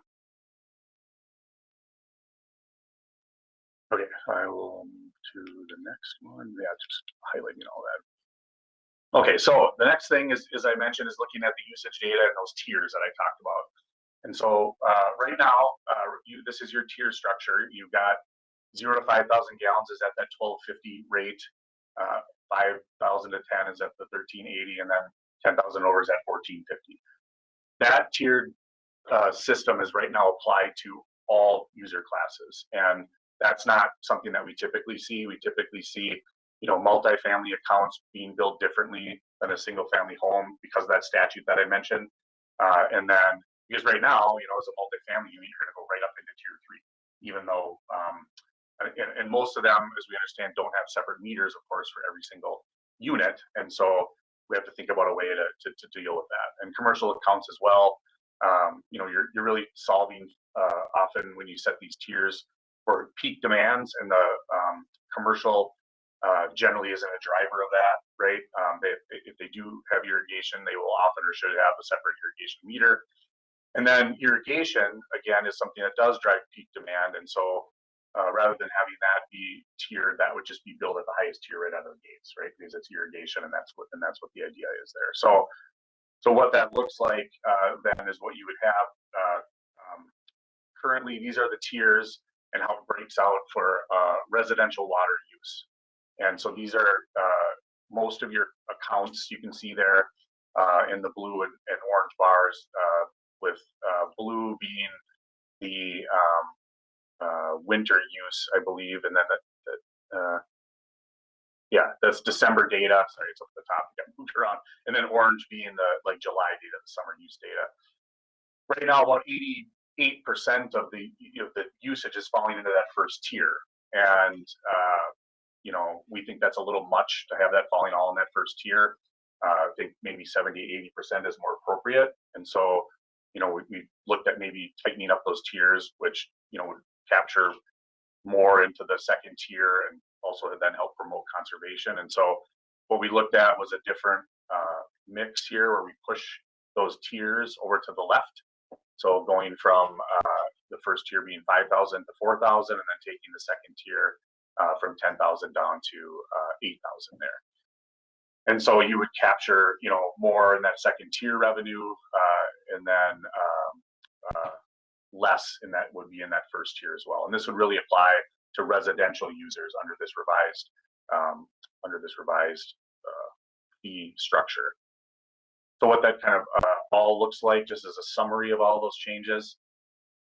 So those, we talked about the meters and the equivalent factors. That's that, you know, again, that's that flow number from the AWA. So changing that and raising those to cover your base fixed charges, and then changing those tier breaks. So you know, the residential accounts, we would reduce the 1 and tier usage limits. Again, that also promotes additional conservation. For irrigation accounts, all of those would be tier 3 accounts. And then for multifamily accounts and commercial accounts, all usage would be under tier 1. And for multifamily, just, you know, we have that statutory consideration of treating them all like a single unit. And then again, just this idea that commercial, you know, really has kind of a fixed amount of water utilization outside of irrigation. And so that's the rationale there, leaving that at tier 1.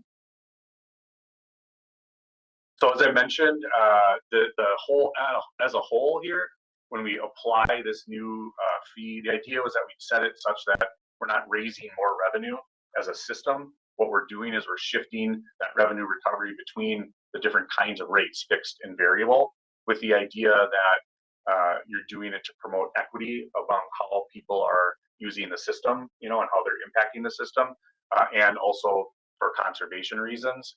So there's some shifting that's happening here. What the end result of that will be is that while we're not raising any more net revenue, there'll be different types of users that will be impacted differently within that to slight extent. So we'll look at that. And then again, when we try to target how much money we need, it's really we're trying to target that we've got enough cash flow to meet those working capital dollar amounts, those maintaining that minimum fund balance level. And we'll talk more about that in a chart that we have in the future. So here it kind of all is together, the blue being where things were and the orange being where they would go. So on the left, you've got that meter size comparison, right? So the blue being the old per meter fee, base fee. And then on the right in the orange, you've got the proposed per meter base fee. So you can see the numbers there are moving up quite a bit for commercial, but conversely, the usage charges with the tiers going away, they are moving down a little bit for commercial. So then, yes, moving over to the right, you got the usage tiers there, whereas, as I said, all types of classes of users are being treated exactly the same with those tiers, which isn't necessarily best practice. The right side there, it maintains those tiers for residential users, but it moves, as I said already, multifamily commercial to this first tier, and then moves irrigation to the top tier to create, again, a more equitable split of all of this and to, again, promote conservation. Questions about that? So if I'm reading that correctly, then if I'm a commercial user, my rate is $12.50 per 1,000 gallons, and that's it. There's no more tiers. Correct. Okay. Yeah. Plus if you are a commercial user that has a larger meter, you'll may have a higher base fee. And it kind of comes out in the wash here a little bit, but I think to some extent, you know, there is under the current system, probably commercial payers, to some extent residential payers, and this will help even that out, you know, as we go forward. So as I mentioned, this is the chart that kind of shows the cash flow. Okay, so the blue bars are cash in the fund. This is cash in the utility fund. The shadow chart on the bottom is what we have identified for target working capital. Like, how much do we think you should always have every year to make sure that you can meet those things that I mentioned, right? Half of your operating costs and 100% of next year's debt service. So right now, obviously, the fund has more that needs just to do those things. And so which is one of the reasons why we are not projecting that we need to raise rates at all during the period of this study. And so effectively what you see happening is that, you know, is starting in 2027, when we see those planned capital improvements start to occur, we're basically spending down fund balance. We're not issuing debt, we're not raising rates, we're spending down fund balance to cover that capital investment that's projected to be necessary in those years. And as we do that through the study period, we eventually work down to at the very end there where the target working capital and the cash balance are matched up. And the one big caveat there, you can see that target working capital number is lower than it is in, say, 2027. And the reason for that is because a lot of it, there's no debt. There's a minor amount of debt in 2031, as I mentioned, at 1.5 million to cover the year where the water tower rehab happens. But beyond that, there's not really a lot of debt, and there's debt, in fact, falling off in 2028, which is why it dips so dramatically there. So if something happens here where you need to invest in more capital, if you need to issue more debt to pay for capital that wasn't anticipated, then that recommended target working capital would move up, right? Because there would be more debt for the following year that would need to be paid. So this is a living document, and this is just one snapshot in time. But I mean, I think the important thing here is that you can effectively cash fund all that capital, work with the fund balance that you have, and then and rely very little on debt on a going-forward basis. Yeah. I have a quick question for you. Does this include this graph and these projections? Does this include the $4 million that we borrowed out of this fund that are repaying for that 2020 street project that we've worked that back in? I think it's a very long-term repayment scenario from the 20 year repayment. Yep. So that's in here. So is this also is this like a document that we could use if we do acquire more debt and it's fluid and we can use it as an accounting tool? Absolutely, that's the intent. So yeah, so we would say too, and we'll talk about this at the end a little more too, but talk about it now too. You know, guarantee you that when we get to 36, this isn't what this is going to look like, right? We all know that. And so right now it's just kind of trying to get a sense of where is the fund at, what do we think we need in the near term for rate increases, if any, and how are things looking? I mean, the good news is the fund is in great shape, right? And you have capacity here to take on capital costs without needing to necessarily issue more debt. So that's all good news. Things change over time. And so we always say, yes, look at this every year. Update your capital plan or make a more detailed capital plan to be able to insert into this. And you can then understand and then communicate back why, rates are needing to be where they are and why, what are the things that we're going to pay for, because this isn't, all this is a simple arithmetic exercise, right? It's just saying, how much money do we need to pay for all these things and how much do we have? And what's that going to look like in the future? That's it. So any of those assumptions change, those things are going to change. But the tool now is there, and you can easily say, well, if we had to absorb another $3 million of capital, what would that look like? How would we pay for that? What would rates need to be? How would we do that? And this can easily help you understand all this. All right, so the user impact. So I'll talk a little bit about this. This is a residential impact scenario. And so this is, so you got on the top there, you got a low user, average user, high user, and a really high user, right? So on the top 3 lines is the current,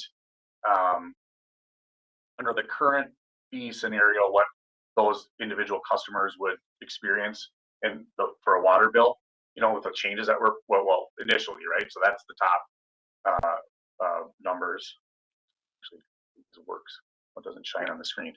So the bottom then compares what that looks like with the base meter fee and new user charges, right? So there's a slight increase, monthly increase under this revised fee structure for residential users pretty much across the board. And again, it gets back to the function that, or the idea that, under the previous fee structure, you had commercial probably subsidizing to some extent residential users here. So they'll slight increases there depending on how much usage you have. That's what would ultimately happen under this scenario for that type of user.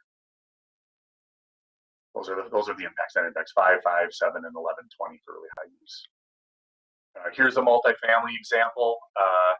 So depending on the kind of multifamily and the meter size that they have, they may experience a decrease or they may experience an increase. This really depends to a large extent on what kind of meter that they have there, because the base fee charge goes up pretty high, right? For some of those with bigger meters, but the usage fee goes down. So it just depends on where those certain types of multifamily housing fall within that, right? Meter size and how much they're going to use.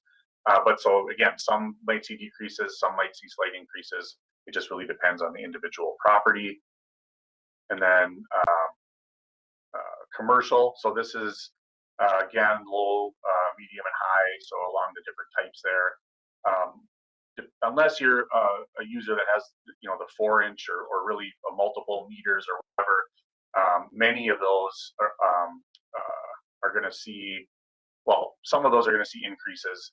Some of the really high users might see decreases just because of the utilization rate being, there is a higher meter fee, of course, for many of these, but also with the tiers being dropped into being one tier, if they use a lot, they can see a decrease there as a result of that as well.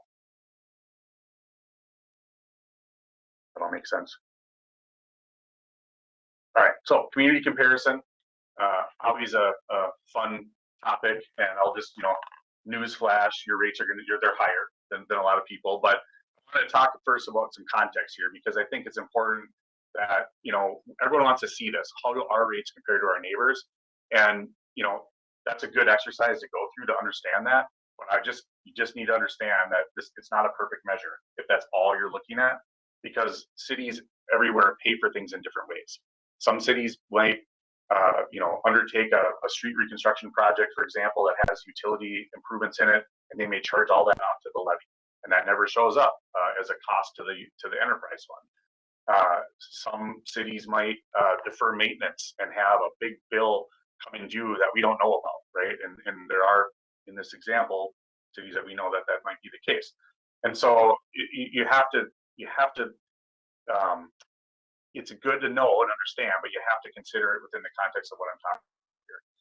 So with that, so here are the residential community comparison. So we used your current, proposed, and then there's Harris, Moose Lake, Mora, Malacca, and Cambridge. Okay, so we talked about the current residential rates, and you saw the impacts there under this revised scenario. A 4,000 gallon user would increase slightly, right? Because of the way that the tiering and the meters have changed. And so, how does that compare? Well, it's not the highest, it's not the lowest. Some of the lower ones there, Cambridge, Mora, Malacca, Moose Lake, there's reasons for some of that. And we and Greg work in some of these communities and have an understanding a little bit about the dynamics there. And so we'll talk a little bit more about that too. And then here is what it would look like from a commercial standpoint. Overall, it's a tiny decrease there under the proposed there and under this scenario for a 10,000 gallon user with those meter sizes that are stated there. But that's how it compares again to those other cities. So they are higher. But again, if you think about the fact that you're not going to be increasing rates if everything holds the way the study indicates over a 10-year period, that's effectively a decrease every year if you consider that inflation is going to eat into that. And normally you might see a 2 to 3 to 4% annual increase. You're going to have zero, which is effectively a decrease. So it's important to think about that as well, I think. So this is a tax rate chart, and so as I mentioned, cities can choose to pay for these things in different ways, and it might show up in utility rates, it might show up in the tax rate, it might show up in fees, there's a lot of ways that this can show up. The study that we have in front of you shows this is what you can pay for, and this is what your rates are, right? And so, your tax rate in 2025, 54.8% or whatever there. Harris was in the community or in the comparison, but they have a super high utility rate, right? But their tax rate's lower. Moose Lake, I think, was, if I recall, also lower, but not on the lowest end there, right? But their tax rate is 73%, right? So the tax based on tax capacity there is high. Malacca, it's a little lower. Again, I don't have a lot of visibility into what Malacca is up to, but with Mora and Cambridge, do a little bit there. And if you see Cambridge, tax rate 60%, and we know that when we issue debt on their behalf, and I'm not the advisor there, but my colleague is, and we talked about this, they do sometimes pay for that, like a utility portion of those projects from the tax levy. And so that's why you see it showing up here, maybe rather than in the tax rates. And same thing in the case of Mora. And then also, there are probably some overdue or deferred projects there as well, right? So you might have someday with some of these communities a big bill that's going to come due because of deferred maintenance and things that they're going to have to pay for. And that would mean that in the next 3, 4, or 5 years, their rates might have to increase dramatically to cover those costs, whereas yours, as currently planned, if everything holds true, it wouldn't increase at all. So I think if, this is the way it looks today, but I think if you come back and revisit this and hold on with the plan here and continue working that plan the way that it's laid out, probably this starts to, normalize itself and catch up with your neighboring community. So all that is to say it's important. It just isn't the only thing that should be focused on in all of this, I don't think. All right, well, so in terms of next steps, we can look to refine this based on feedback from you all. If there are things that you would like to see differently, different approaches to take with respect to this, certainly want to hear about that. Again, the tool is set up. We can take and show you what certain things would mean if you have ideas about that. And then ultimately you just finalize and adopt the rate structure. And as I mentioned, lastly there is really, you just probably want to take a look at this annually and see where things are falling, budget to actual, how does it relate to the plan that was laid out? Do we have any changes to our capital plans that are out there? And if you do, it's a good time to think about looking at it, updating it, and to make sure that that zero rate sort of idea is still going to hold up. Because what we sometimes see happen is that, we do this and we might say, it's 2% for the next 10 years or it's 3%. And then, cities will say, well, okay, for the next 10 years, we're just going to increase 3%. We're not going to revisit this anymore. But in the meantime, they might spend more money than they said, or, hire more people, or, do other things. And then they find out that they don't have enough money to operate. And so you got to look at the whole picture, and it's best to do it annually. So just one more little plug for that. So that's all I had, but certainly again, happy to answer any questions or go into more details of what this is like. When you say do it annually, does that mean with you, like as a consult, to see what next year is going to be like, or with the tool that you provided? It could be either or. We can provide the tool, staff can look at it and update it. We can get involved. We sometimes do more of like a every other year formal update, but it just really depends on what you want to do. The most important thing is just to look at it every year, whether you update it or not, just to see, okay, we projected this is where we were gonna be, how are we looking relative to the study? You know, at least that at a bare minimum. But I think until, you know, there's a more refined like capital plan, there probably wouldn't be any benefit in going through like a big formal update.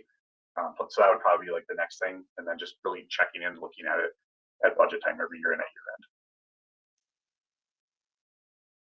You guys are also doing a sewer rate study for us. We are. Okay. Yeah. So I guess that's, I was assuming that everything was all done. So Yeah. This is kind of only half of the picture. I know, my questions are all. Well, yeah, so one, that's a more intensive cost of service type study that we're undertaking there, because we know we've got those contracts out there. And so there's gonna be more of the, you know, kind of like I talked about, the kind of who's using what and how much should they pay sort of questions that are out there. And also we find that if we try to bring all of that to you in one night, you probably all be asleep by now. So that's why we try to break this up and do it one study at a time. And so, yes, that's in progress. You know, I was talking with our team about that today, and so they're working on it, and we will come back and do something similar, just focused on that at a future meeting. I'm just thinking out loud here.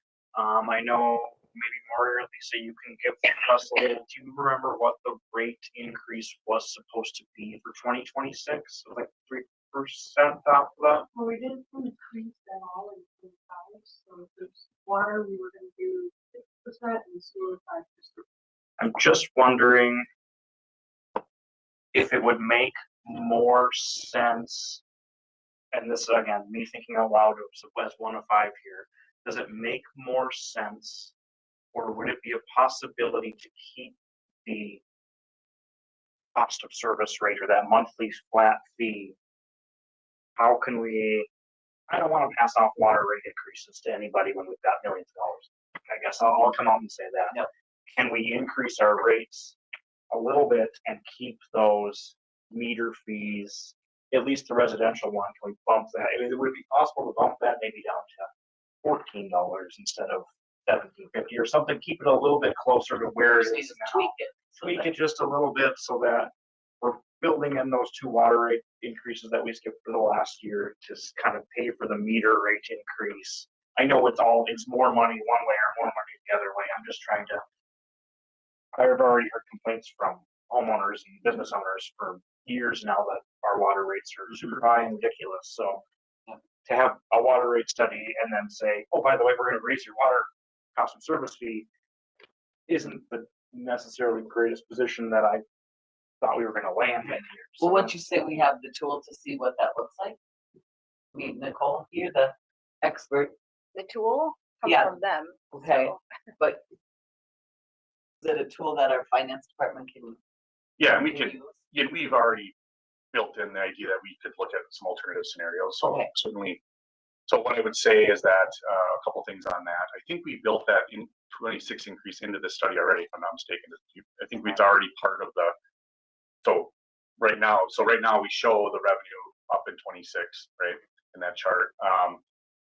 But yes, I mean, we can show that and what that would look like. Our thought on that, or recommendation would be that you don't, maybe probably leave the base fixed fee adjustments that we made in place, but that you would maybe make up that impact on the tier rates, you know, the usage rates.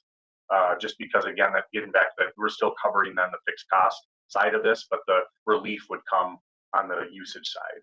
It's, you know, it's gonna, it's material where it comes from, but just philosophically, I think that's probably the way to do it. And yes, we could model a scenario where we did that. What would happen, just so it's pretty easy to understand, is that we would not be meeting in 2036, we would not have enough cash to meet that recommended target, because we'd be taking revenue out of the system, which is fine. There's nothing wrong with that. But what it might mean, though, is that instead of showing 0% throughout the life of this whole study, that you might need to eventually show some nominal increase in those rates in those out years to make this match what it's showing you right here. Or alternatively, take capital costs out of the plan that you don't think you need to fund. If there is not $8 million of capital that you're going to need to pay for in the next 10 years, that could come out too, and it might get you back to the same place. So those are some of the alternatives that would, I think, accomplish what I hear you're asking. in that regard. Did we talk about, don't we have a flat fee on our bill that is to pay for meters?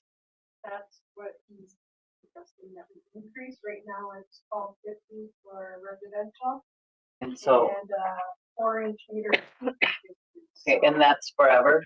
Forever. We'll always pay that. Right now, Okay. and then that's what they're asking to go to 17.50, 42.75. And that's to pay for meter replacement? Would be, well, as he's saying, it's for the operating costs and then. We would end up, the meter replacement is what we're doing. That's a capital cost of the system. What the meter change does, the base fee change does is really two things. One, make sure that the cost of the that those people are paying represents their impact to the system because of their maximum flow potential of their meter. And so that's what the revised sort of allocation does, but also make sure you're raising enough to cover what I mentioned were those fixed costs. And so that's why it's a good idea to probably leave that alone. I mean, you don't have to, right? It doesn't have to be that way, but it's just sort of a best practice recommendation. Where someone might have relief in their utility bill would be then to maybe look at those tiers and maybe reducing the per $1,000 dollar amount. And you could get a utility bill to go down that way rather than touching the base fee. Because really usage is driving. If you look at those breakdowns, it's really for a residential user, it's about the same, I guess. But you get into those higher usage, it's really more about the usage than it is a base fee. And do you have, I know this is a little bit out of scope, but do you have any idea where we're sitting with our sewer rates?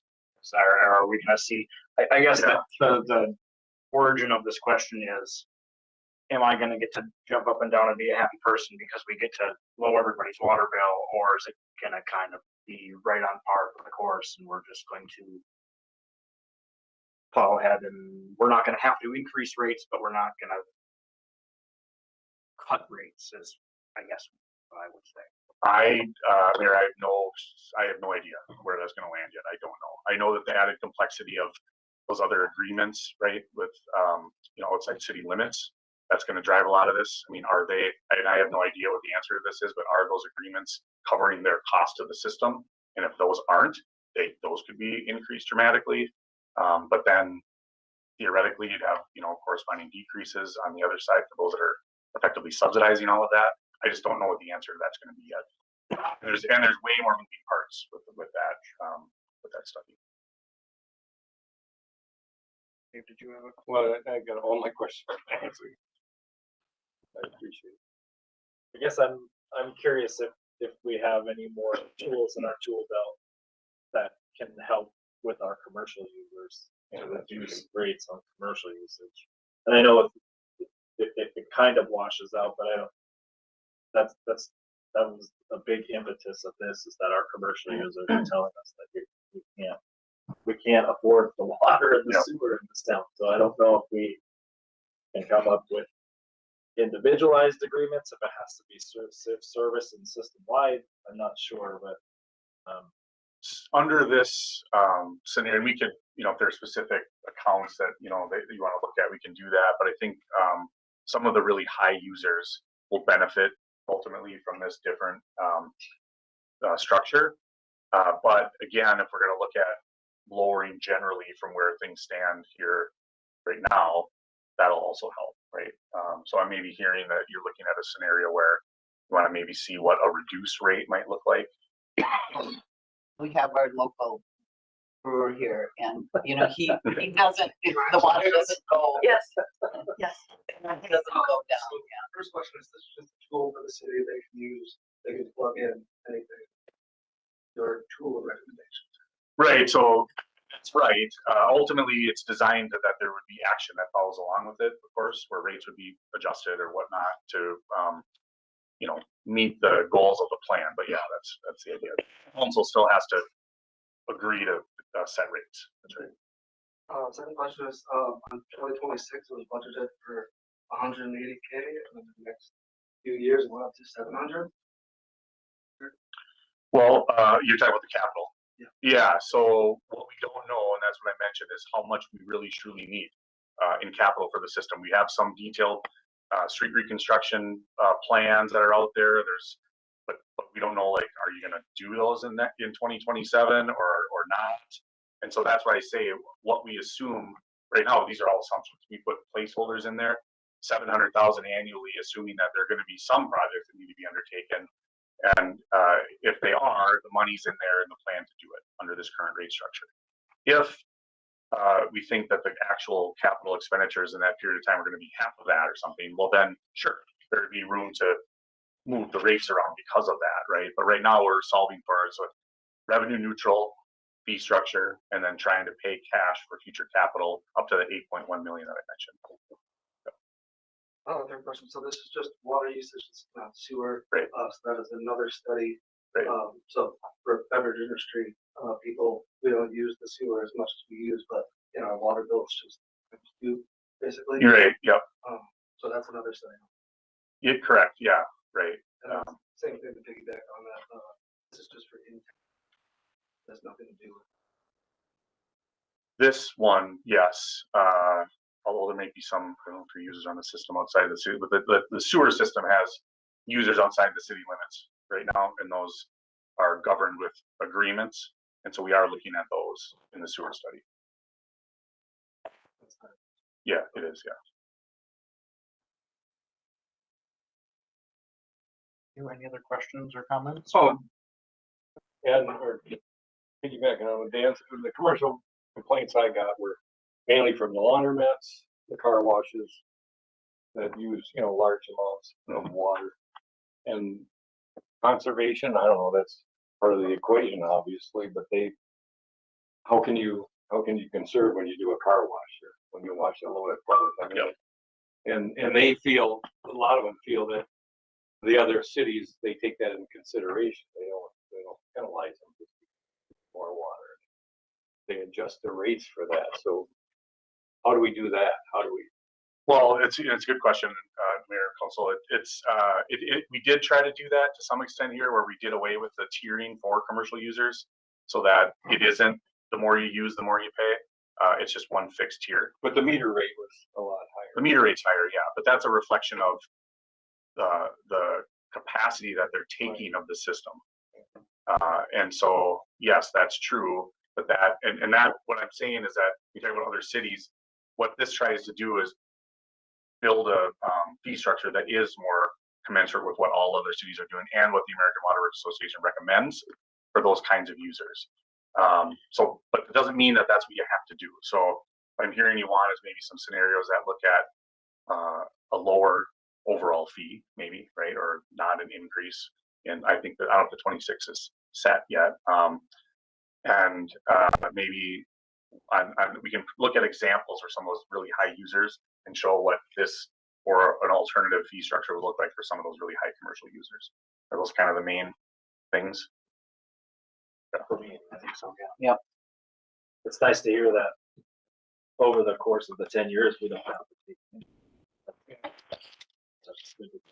Yeah, and I think it's important. I mean, this is we started with a recommendation that's just kind of based on best practice, but you all decide all of this. So we can show you other scenarios.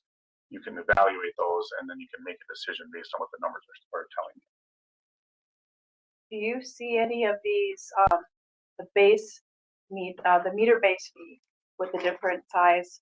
Do you see this amount at other cities, or like the 200 for the meters, or the size of the meter? Do you see these kind of base fees? We see yes. I mean, there's a equivalency factor that gets applied to your meter size. And so that is fixed, and that's like straight out of the manual of the American Water Works Association. And so then to get to the revenue, then we needed to also solve for how do we fund all your fixed costs, right? So there was, we use those factors and show how much we need to raise. So it's different by city is my point. We would, the proportional share of the fixed cost is the same by meter size, but each city might have different fixed costs that they need to fund out of that base fee. Does that make sense? And so they're different in that regard, but the breakdown and the proportionate share is consistent across the studies that we do. Rick, any other questions from council? Do you have an idea of when the sewer portion will be completed? It sounded like after the first of the year. Yeah, so that, and maybe what we could do is, if it's not too much in one evening, maybe talk about some of these revisions in advance of that, and then jump into that study on the same evening. If that makes sense. Yeah. We'll just have to, I'll check in with the team there and see when they're gonna be done. There's a lot more to go through there, as I said, and trying to line all that up with the cost of service, and you want that to be tight with the data, because it's gonna inform ultimately those agreements that you have out there. And so, but yes, we're working through that. Can we get this emailed to us now that you've presented? Yes. If it's okay to have a copy? Okay. Yeah, I'd like that. Yes. Perfect. Yeah. Thank you, Jim. Thank you, appreciate it. Yeah, Yeah, thanks a lot. thanks for waiting. Yeah, no problem. All right, we're gonna move on to item number 6 here, the consent items. I do have some questions, pretty much on all of them, and it's mostly just questions, but Well, I'll get us started. I'll make a motion to approve the consent items. Okay, I've got a motion from Gina. Do I hear a second? I'll second. A second from Dan. Fire away, Mr. Palmer. All right, so 6/1/13/3 HRA, do we get any updates on that vote?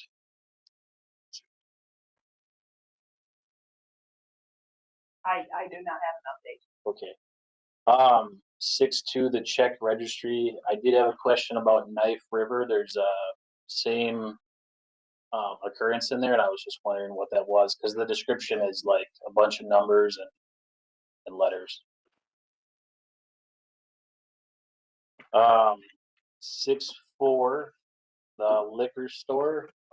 Is Christmas Day, didn't you say that was state law that it couldn't be open? Yes. So why are we supposed to vote on that as a council, or if it's state law, does it make sense to vote on it? I just always put forward the days that we're, Thanksgiving is also a day that by law we have to close. Just so it's on record that we are applying, or We used to be What's closed state law? more days than I put on this memo. We used to be closed on Memorial Day and Labor Day as well. So, but this last, in 2025, we were open. for those days. 6/5, the deputy clerk. There's some language in there about reporting to the city administrator. Does the deputy clerk not already currently roll up to the city administrator? So is it needed language in there, or is it just repetitive language? Where are you referring to? Just in the breakdown of the deputy clerk's position, there was different language in the boxes that said the city administrator for the city administrator.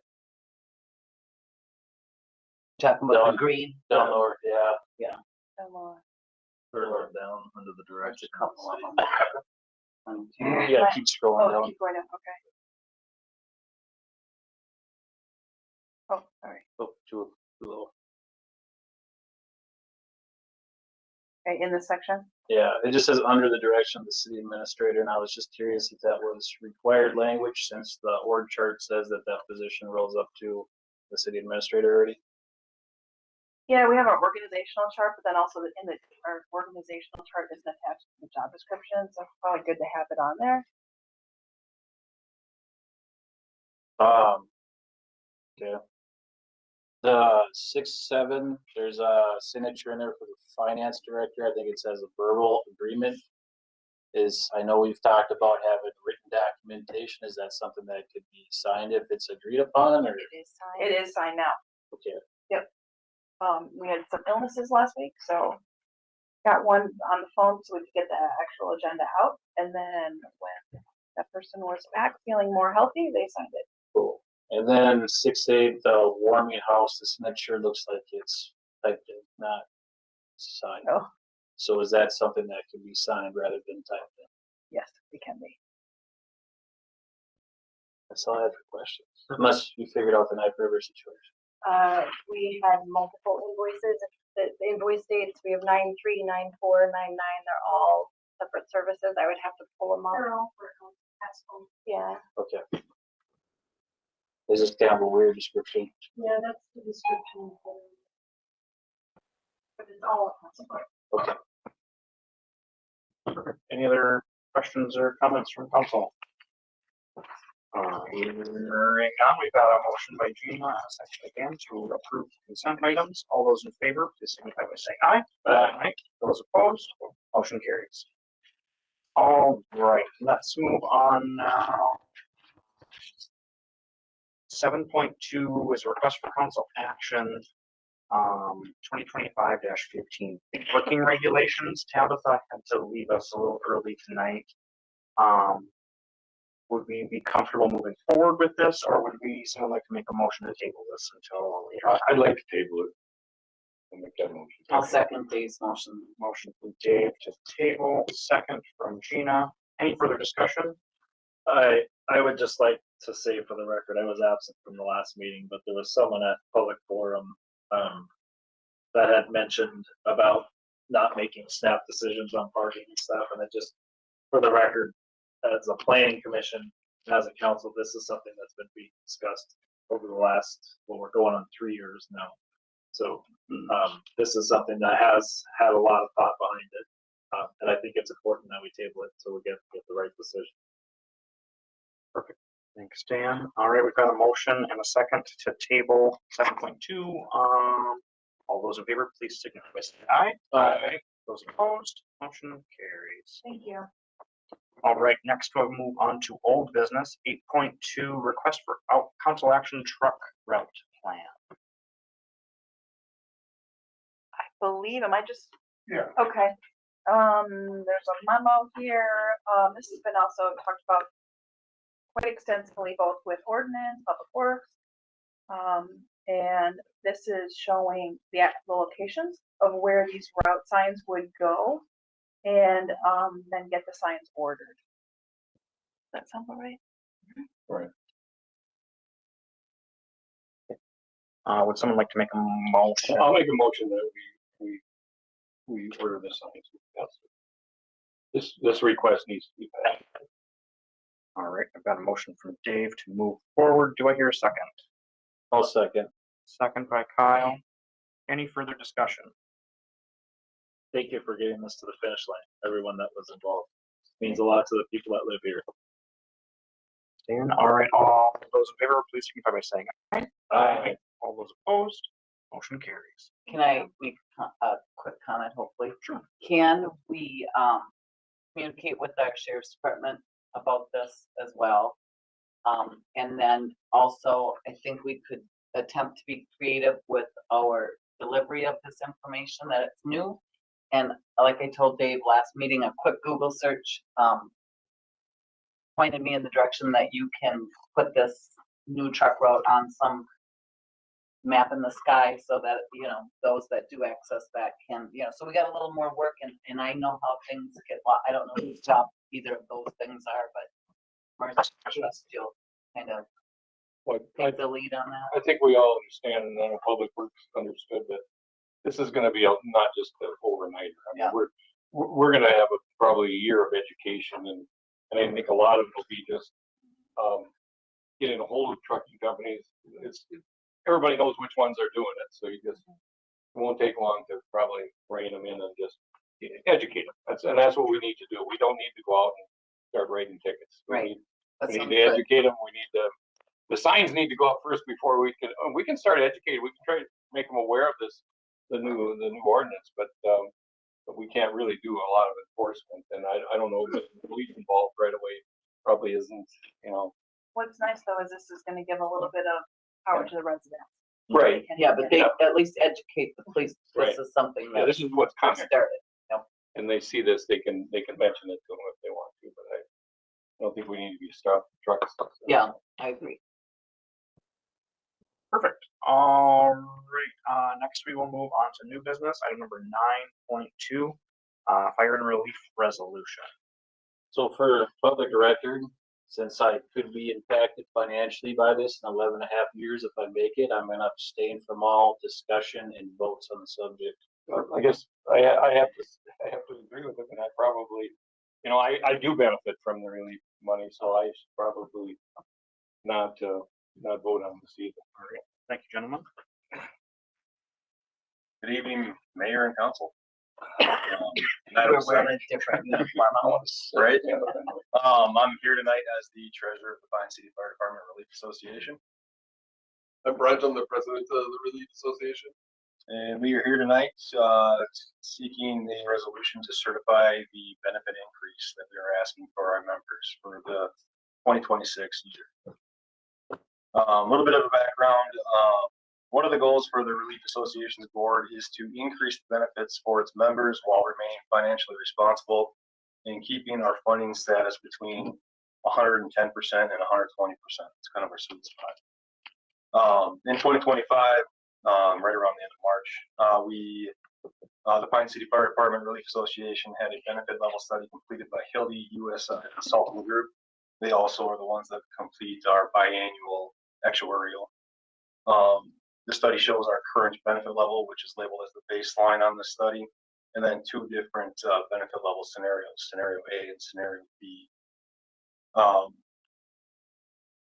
In September, we received our biannual actuarial, which came back stating that our funding status is actually at 136%, which came back a little bit better than what our baseline study, which is on our benefit level, states that at that time it stated that we were at 134%. So that the full actuarial came back a little bit better than what it was projected at.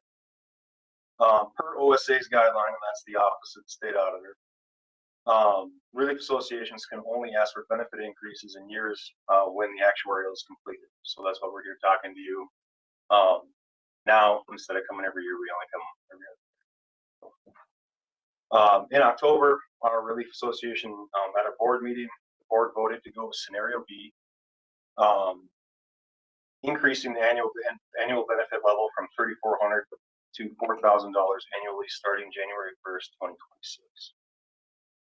Per state statute, the Pine City Fire Department Relief Association is asking the City Council to certify this benefit increase by way of Resolution 2025-51.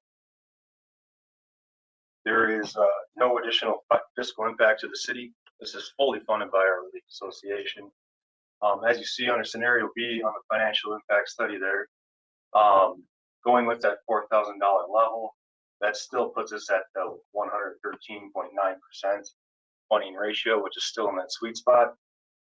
And like I said, that is based on the 134% when this study was done. And after we got the full actuarial back, we're actually at 136. So that's what we're here asking tonight for approval for you to certify per OSA guidelines and state statute. I'll make a motion to pass resolution 2025-51. Right, I have a motion from Dan. I'll second.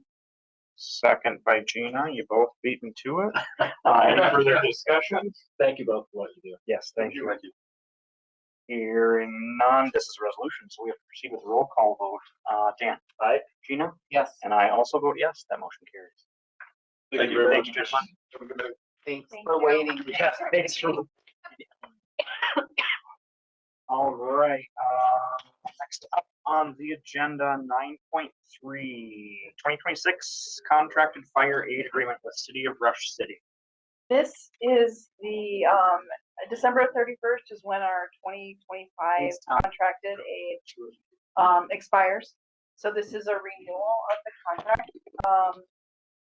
It'll go into effect January 1, through December 31 of 2026. However, I did a memo letting you know that Rush City is agreeing to sign this. They wanted me to let you know that they're still looking for, going back to the mutual aid,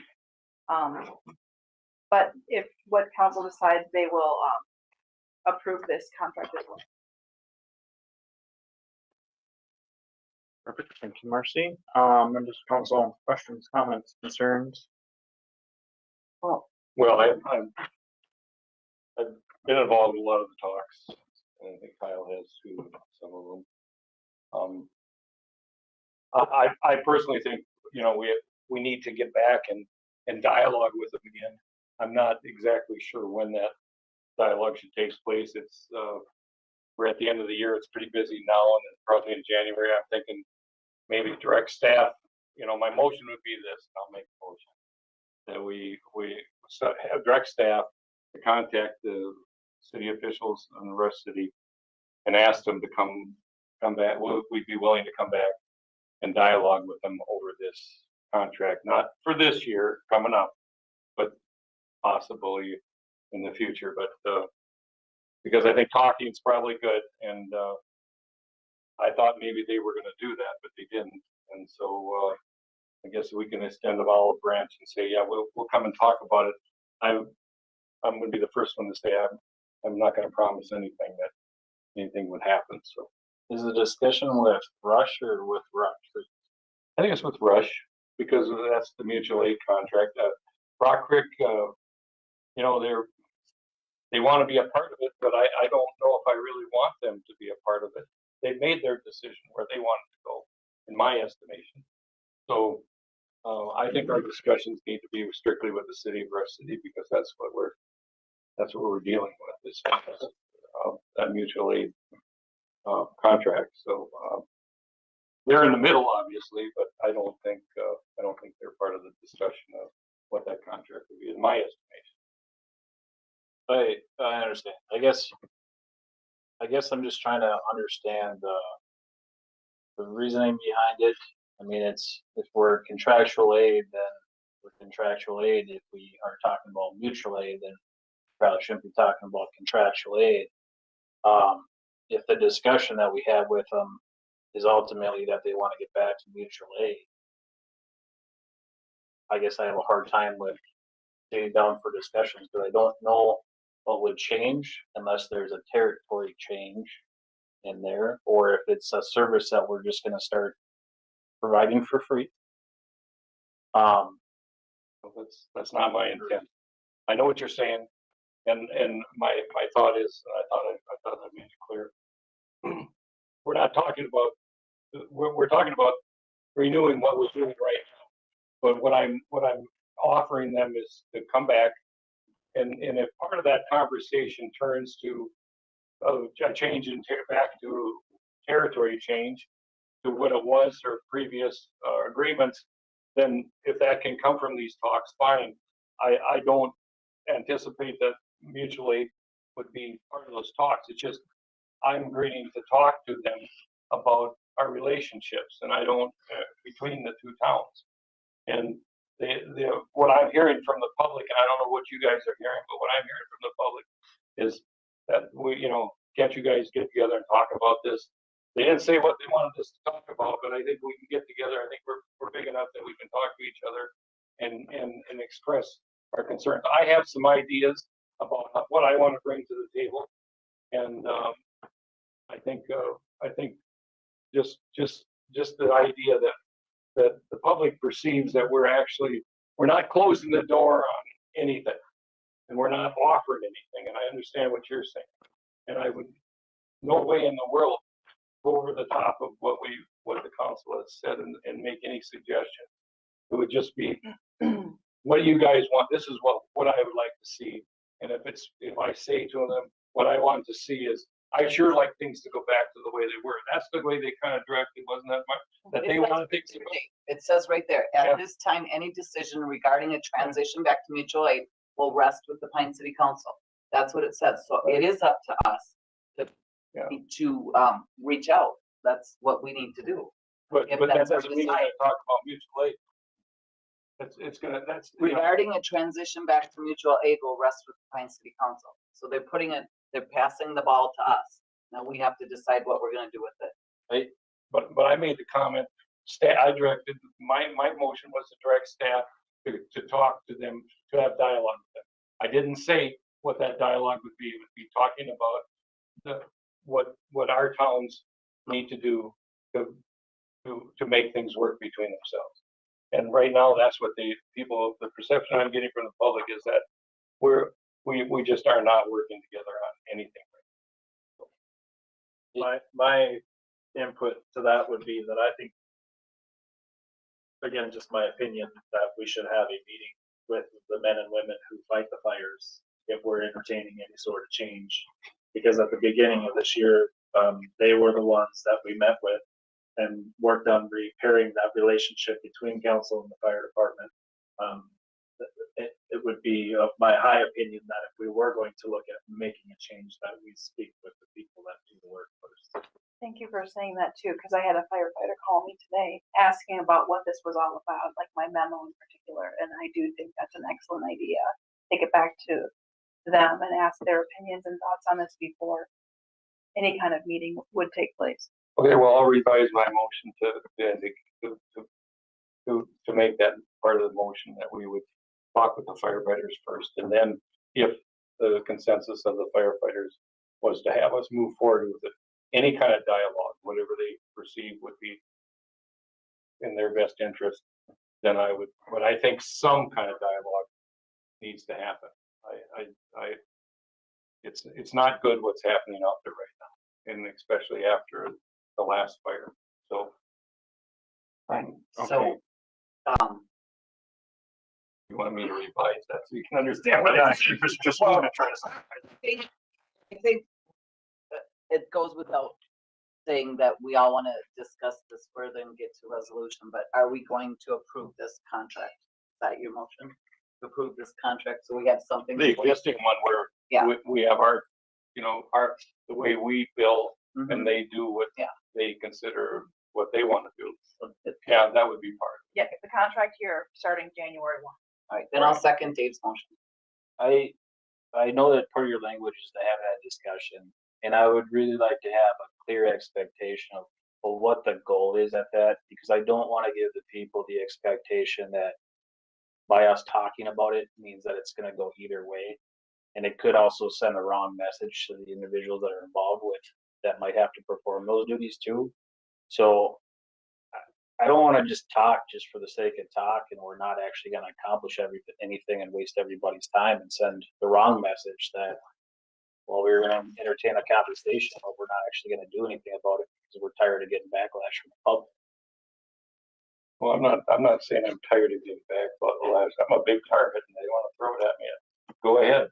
But what I'm saying is that we're getting it not just from the people that live around us here, we're getting it from other areas of the area. I mean, they're wondering why, there isn't more dialogue being done. I don't expect anything to happen from it. Really, it'd be nice if there was a miracle where somebody would say, I want everything to go back to the way it was.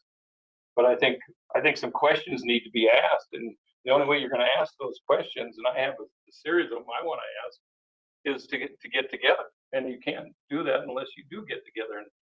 And I don't know, I have to disagree with you as far as talking. I don't know. Every part of life is about how two people can get together and dialogue. And when I was fire marshal, if I just said, okay, you're going to pay that fine, and I really don't care what you say. How far do you think I was going to go doing that? You have to be able to talk to people, and you have to be able to compromise. And I get that. I think there's some key points that you said in there, but I think that the dialogue needs to be with Rock Creek. I think we kind of all know what Rush City wants. And I think if we have a conversation, it's going to result in the same thing that they have in this memo. I think we need to find out information from the party that went that direction. And I would like to have open communication.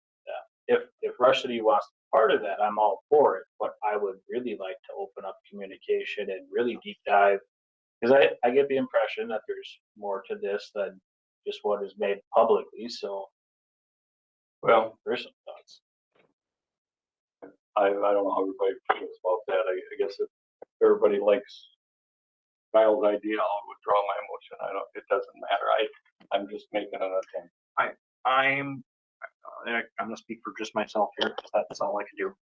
I'm I get what you're saying, Kyle, because I kind of in the same boat of, we're gonna go meet with Rush City and they're gonna tell us the same thing they've told us the last 5 meetings we've done. Get the balls in our court to make the change if we decide to make the change. I think if we met with Rock Creek and really deep dive, I think in my want for any type of meeting that we would have would be to repair relations and make sure, doesn't matter, period, end of story, someone's house is on fire, no one has to be concerned if a fire department's going to show up or what fire department's going to show up and where they're going to come from, and is there a squabble between this fire department and that fire department, because none of that should matter at the end of the day. What should matter at the end of the day is that there's water getting sprayed on a fire. So if we can have meetings with Rock Creek and we can have meetings with Rush City and we can somehow find a way to work better together, I think that would be my goal. I'm willing to put forth that time to do that. If the discussion is falls in your court, we're good here. I think that changed that at least everybody knows where everybody stands, but I guess I'm not. Yeah, and to build on what you're saying, I don't feel, I mean, I don't feel like the decision is necessarily coming. We have a fire chief and firefighters who can lead us in this. They're the ones in the trenches. Like, I can't believe that these grown men who deeply care about their community can't work something out. I don't understand. I've said that from the get-go. I don't understand where the breakdown is. I have to agree with Kyle. Sometimes I feel like I'm not getting the whole story. You just keep scratching away at these things. Grown men who risk their lives need to be able to support each other and figure it out. And I would like to think that we can, but every time we get together, we can't. So I feel like this contract is just keeping our community safe. At least we have something that keeps the community safe, and the communication and the cooperation needs to continue to be worked out. Grown men and women. Okay. Sorry. And women. Yeah, there is, of course, there is. Right, perfect. And I, just for the record, remember that Rock Creek fired us. This was all instituted and brought on by decisions from other cities that we had to deal with. So I think that's an important piece to remember. They fired us. Perfect. All right. Exclamation period. Any comments? You got something to say, Tom? I would, sorry, I just was rereading this contract as it's written in one by the duration. Next sentence above it says the rate change.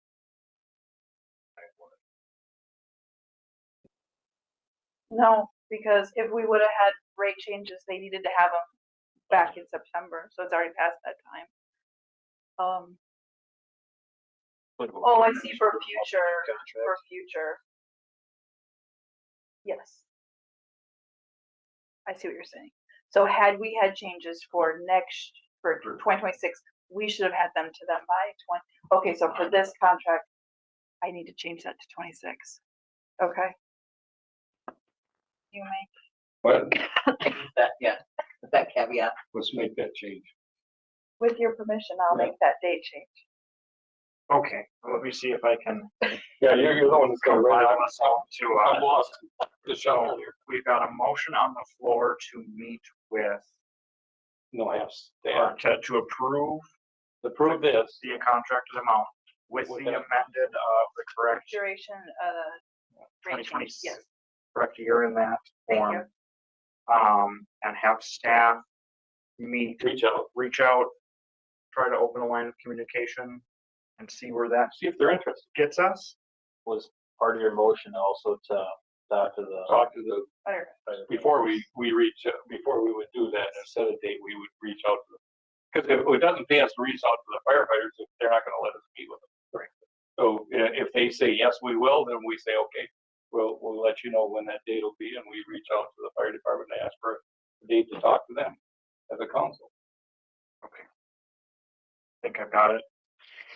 So the motion on the floor is to approve the contract, correct the date, work with staff to meet with firefighters, potentially meet with other agencies to find a path forward.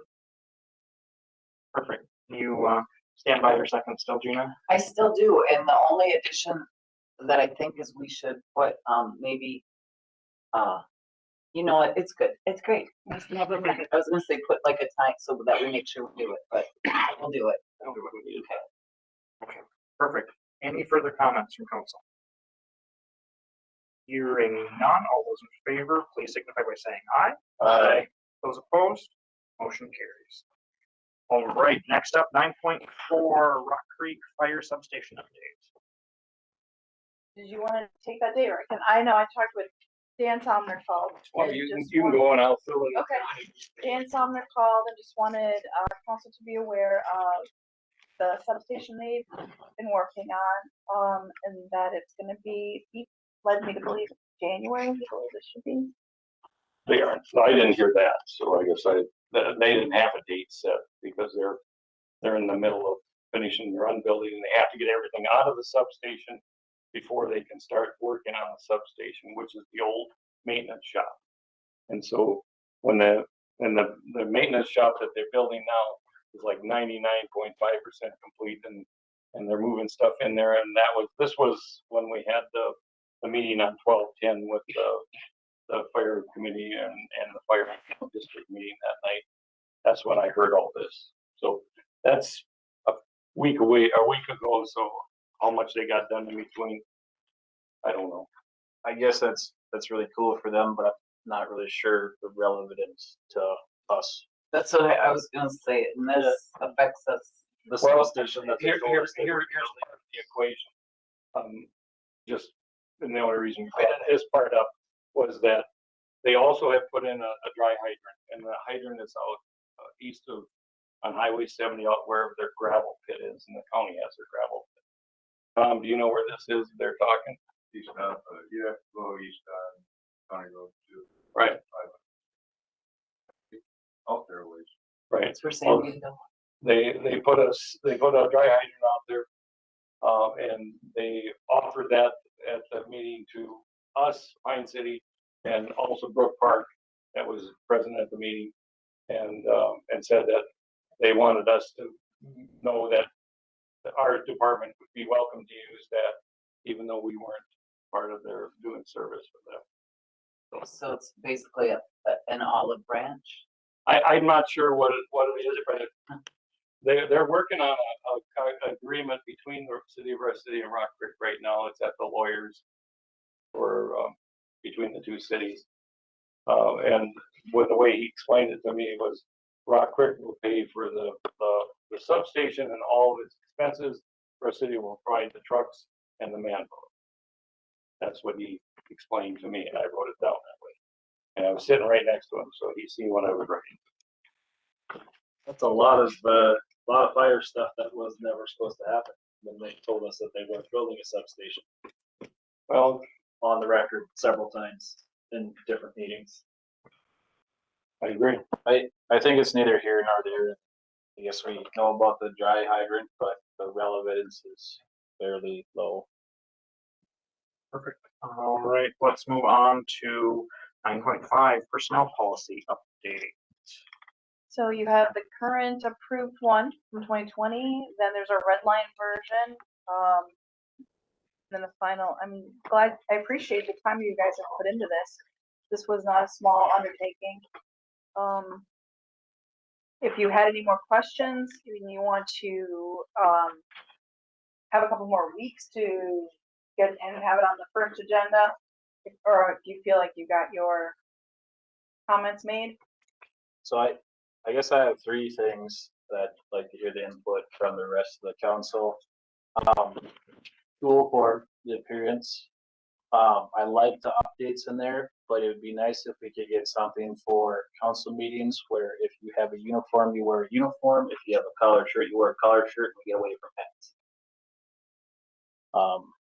That would be, I don't know what the rest of the council's opinion is, but it'd be nice to come and look like a little more professional. Yeah, I guess I'm personally comfortable with that, or at least dressed professionally or dressed representing our city in this situation. So What number is that under for the person? It's 2.04.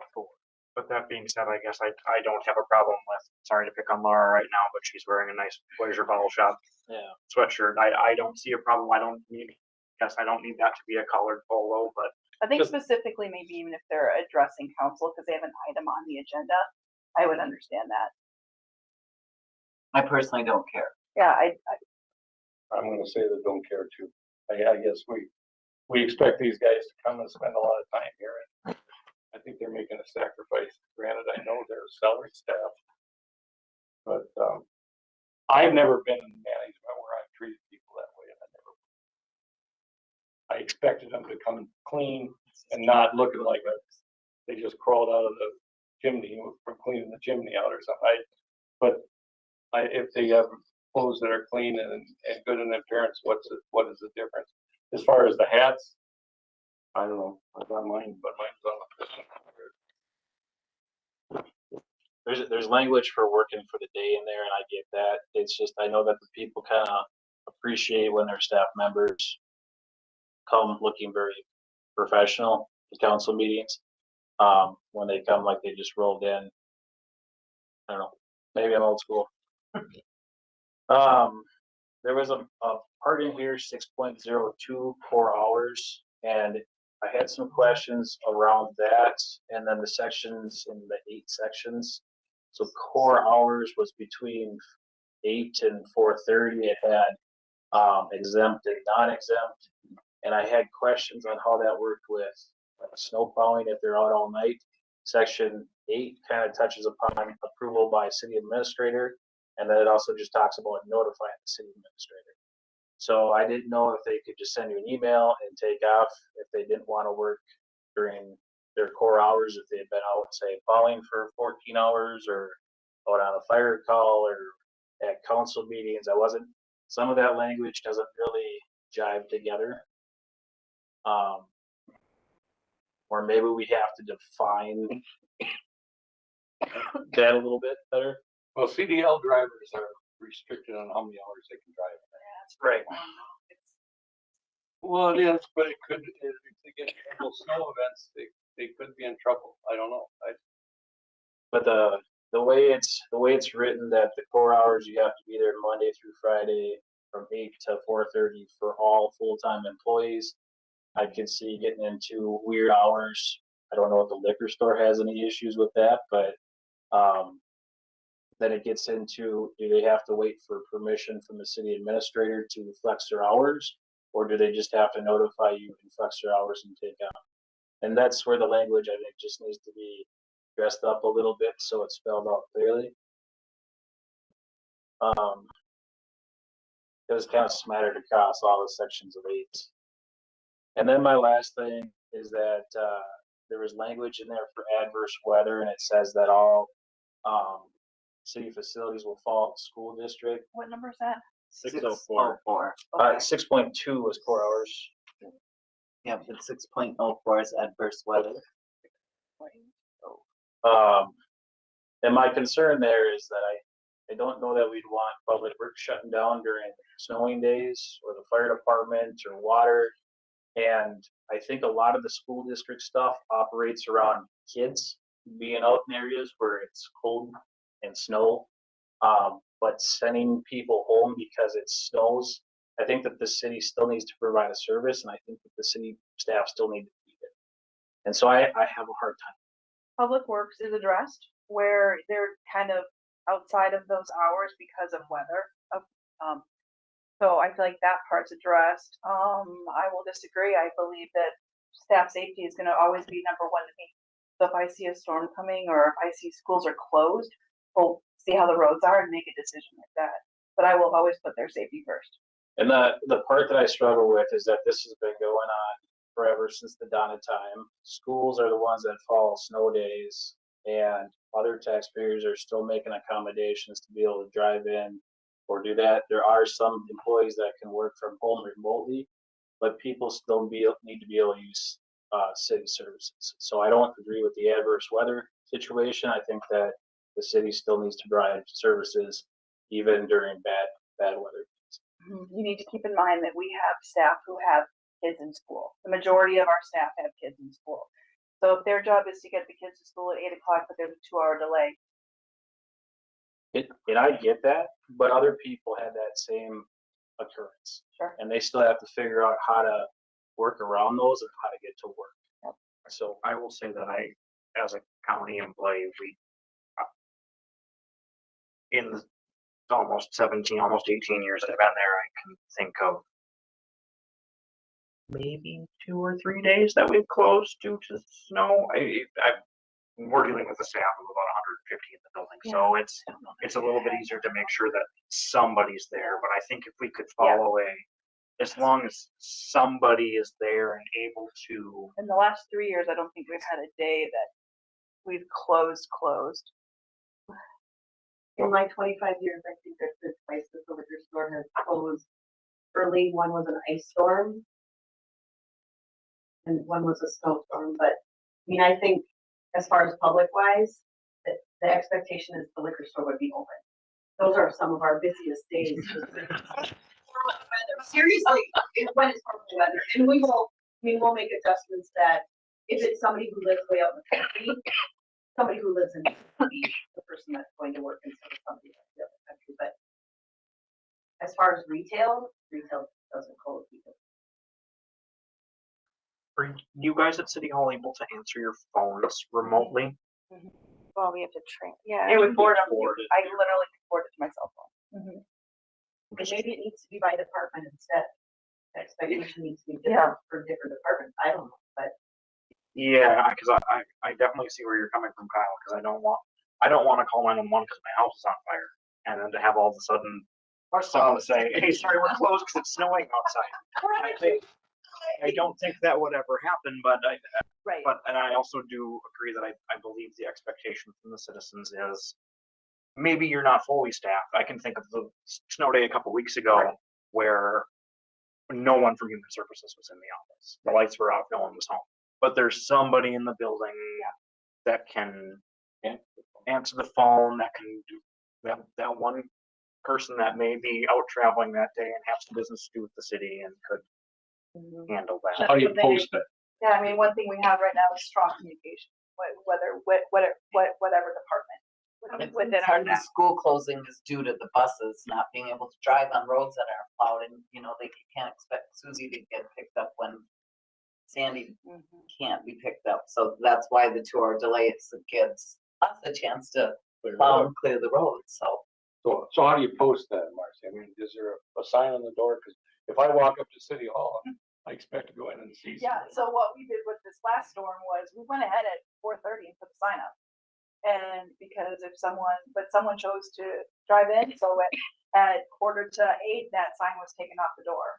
And phones, we had forwarded the phones to my cell phone and I think Melanie's too. So we were able to answer the phones before 8 o'clock. So And we let them know that Public Works was open. Yeah. Because if there was any vehicles towed, then I was. Yep. So we knew, good communication. I don't like the language that we follow as school district, but I do think that there's language in there that says the city administrator has the ability during emergency situations to make calls. And if you are able to work from home, I think then you could probably make that a call. But the way I'm reading it is it almost sounds like if you have a snow day, you just have a paid day off. And I don't. No, that wasn't the intent. I don't really agree with that. So either you can work or you have to go to work.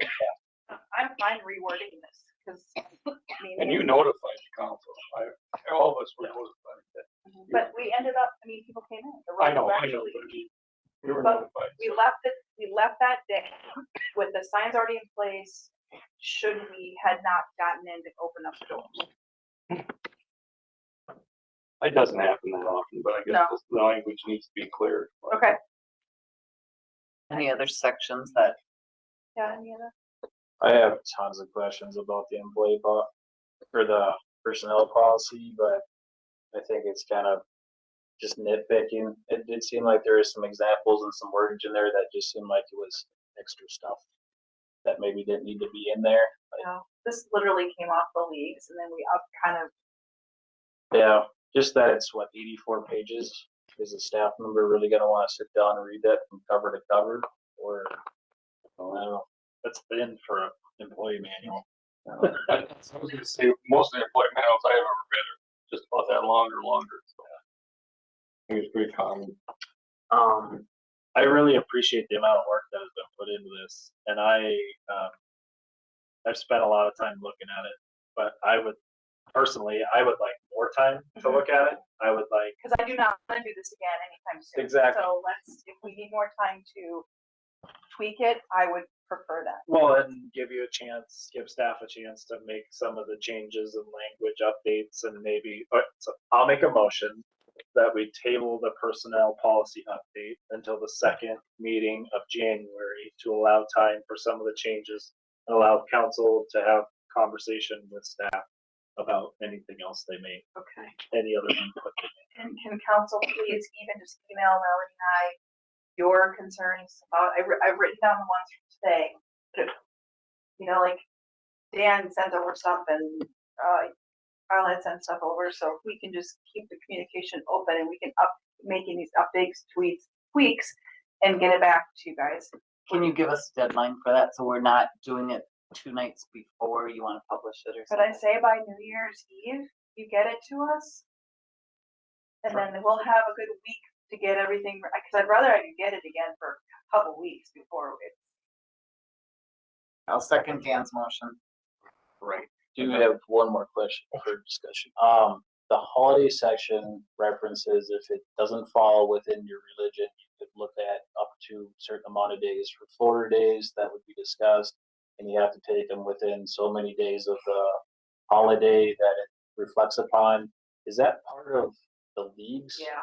Is it? Yeah, would you like to remember that? It'd be really nice to be able to clean that up and either identify like 3 floating holidays, maybe lessen that count of holidays, or just keep all the holidays. It just, as far as tracking all that, Yes. yeah. Perfect. Okay, we have a motion from Dan to table this until the second January council meeting. Marcy would like any additional corrections, questions, or changes by New Year's Eve so that they can have enough time to process through them. I have a second from Gina. Is there any further discussion? And no, or did I miss any? Hearing none. All right, all those in favor, please signify by saying aye. Aye. Those opposed, motion carries. Great, thank you. All right, 9.6, scheduled work session, 2026 fee schedule. Calendar that I printed. I just know that, and Lisa's here too, but there's one on the fee schedule that is state mandated by the end of January. So that's kind of. Which one is that? That is on the water connection fee, the state connection fee is 81 cents right now. And it's going up to $1.27 per month. So it'd be $15.22 for the year. But that has to be. And that's a mandatory. Yep, that's a mandatory one from the state. Is there anything we can write into our fee schedule or into the ordinance that controls it or whatever controls it that says that fees dictated by the state I and tell federal government? everybody that every time anybody ever calls me about their water bill, if they ask about that, I let them know that's a state. Sure. I ask them what to do with the funds. That'd be a better question. So I've tried asking that. the idea is that we have to try and set a special council meeting to figure out a state mandated fee.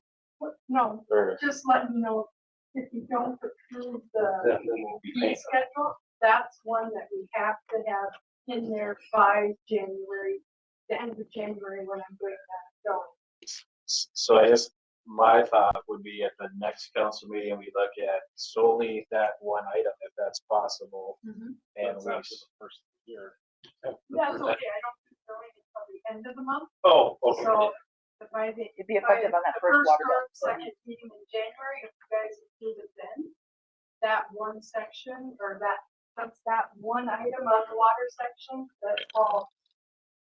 And that would be my only recommendation. I know for a fact I won't be able to have a special council meeting in the next 2 weeks. I was thinking with the holidays and everything coming up here, it's gonna be dicey to find any spare time. So I don't want to let that go for a fee schedule talk, but I want to get us into January, sit down and figure out it would also be nice to wait if our sewer results are truly going, or sewer rate results are truly going to be back by the first of the year. That would be great information to have, and we can look at that section of the schedule as well. So, do you need a motion to bring us back on the first council meeting? I think right now they're asking for just your individual state mandated one come back on the first meeting in January, and then for also the fee schedule is set at a time or work. That first meeting tends to be a little. I think we could probably look at a meeting at the second council meeting, but if we have a state mandated one, then that would. Well, even at the second council. It would still be in time. Just that part of it, even if it wasn't the whole fee schedule, just the mandated one, then that would be fine too. Then I could just update that part on the water.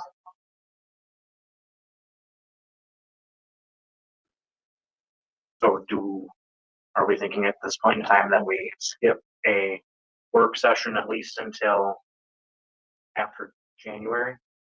My birthday's January 13th. I'm not coming to America. Is that when it is? My kids. No. November 1995. Oh, well. No, it's the 21st actually, so you're fine. I would make the motion that we bring back the state mandated fee at the second council meeting in January for a decision or vote by the council, and at which time we look at setting up a special council meeting to look at the fee schedule. We want to do the council code of ethics and the commissions all in one, or are we going to have a 6-hour meeting, or should we break it down into 1-hour meetings? Depends on if we have pizza and beer. Pizza. I thought that it might be a good idea if we set at least a time limit to spend on each one of the topics. We may not be come to a resolution, but in my opinion, these are 3 things that have been overlooked for a long time, and we need to spend some attention on. If we need to set up another work session, okay. That was my motion, is that we look at solely the state mandate fee, and then at that time we set up a schedule for a special council meeting to look at fee schedule, 2026 fee schedule, council code of ethics, and committee commissions. And we have a set allotted time at 40 minutes per item for those 3 items, which I believe is. Perfect. All right, we've got a motion from Kyle to set the state mandated fees, second meeting of January, set a time for the meeting talking fee schedule, code of ethics, committees and commissions, spending 40 minutes per topic. See what we can get done. And see what we can get done. Do I hear a second? I'll second. Seconded by Dan.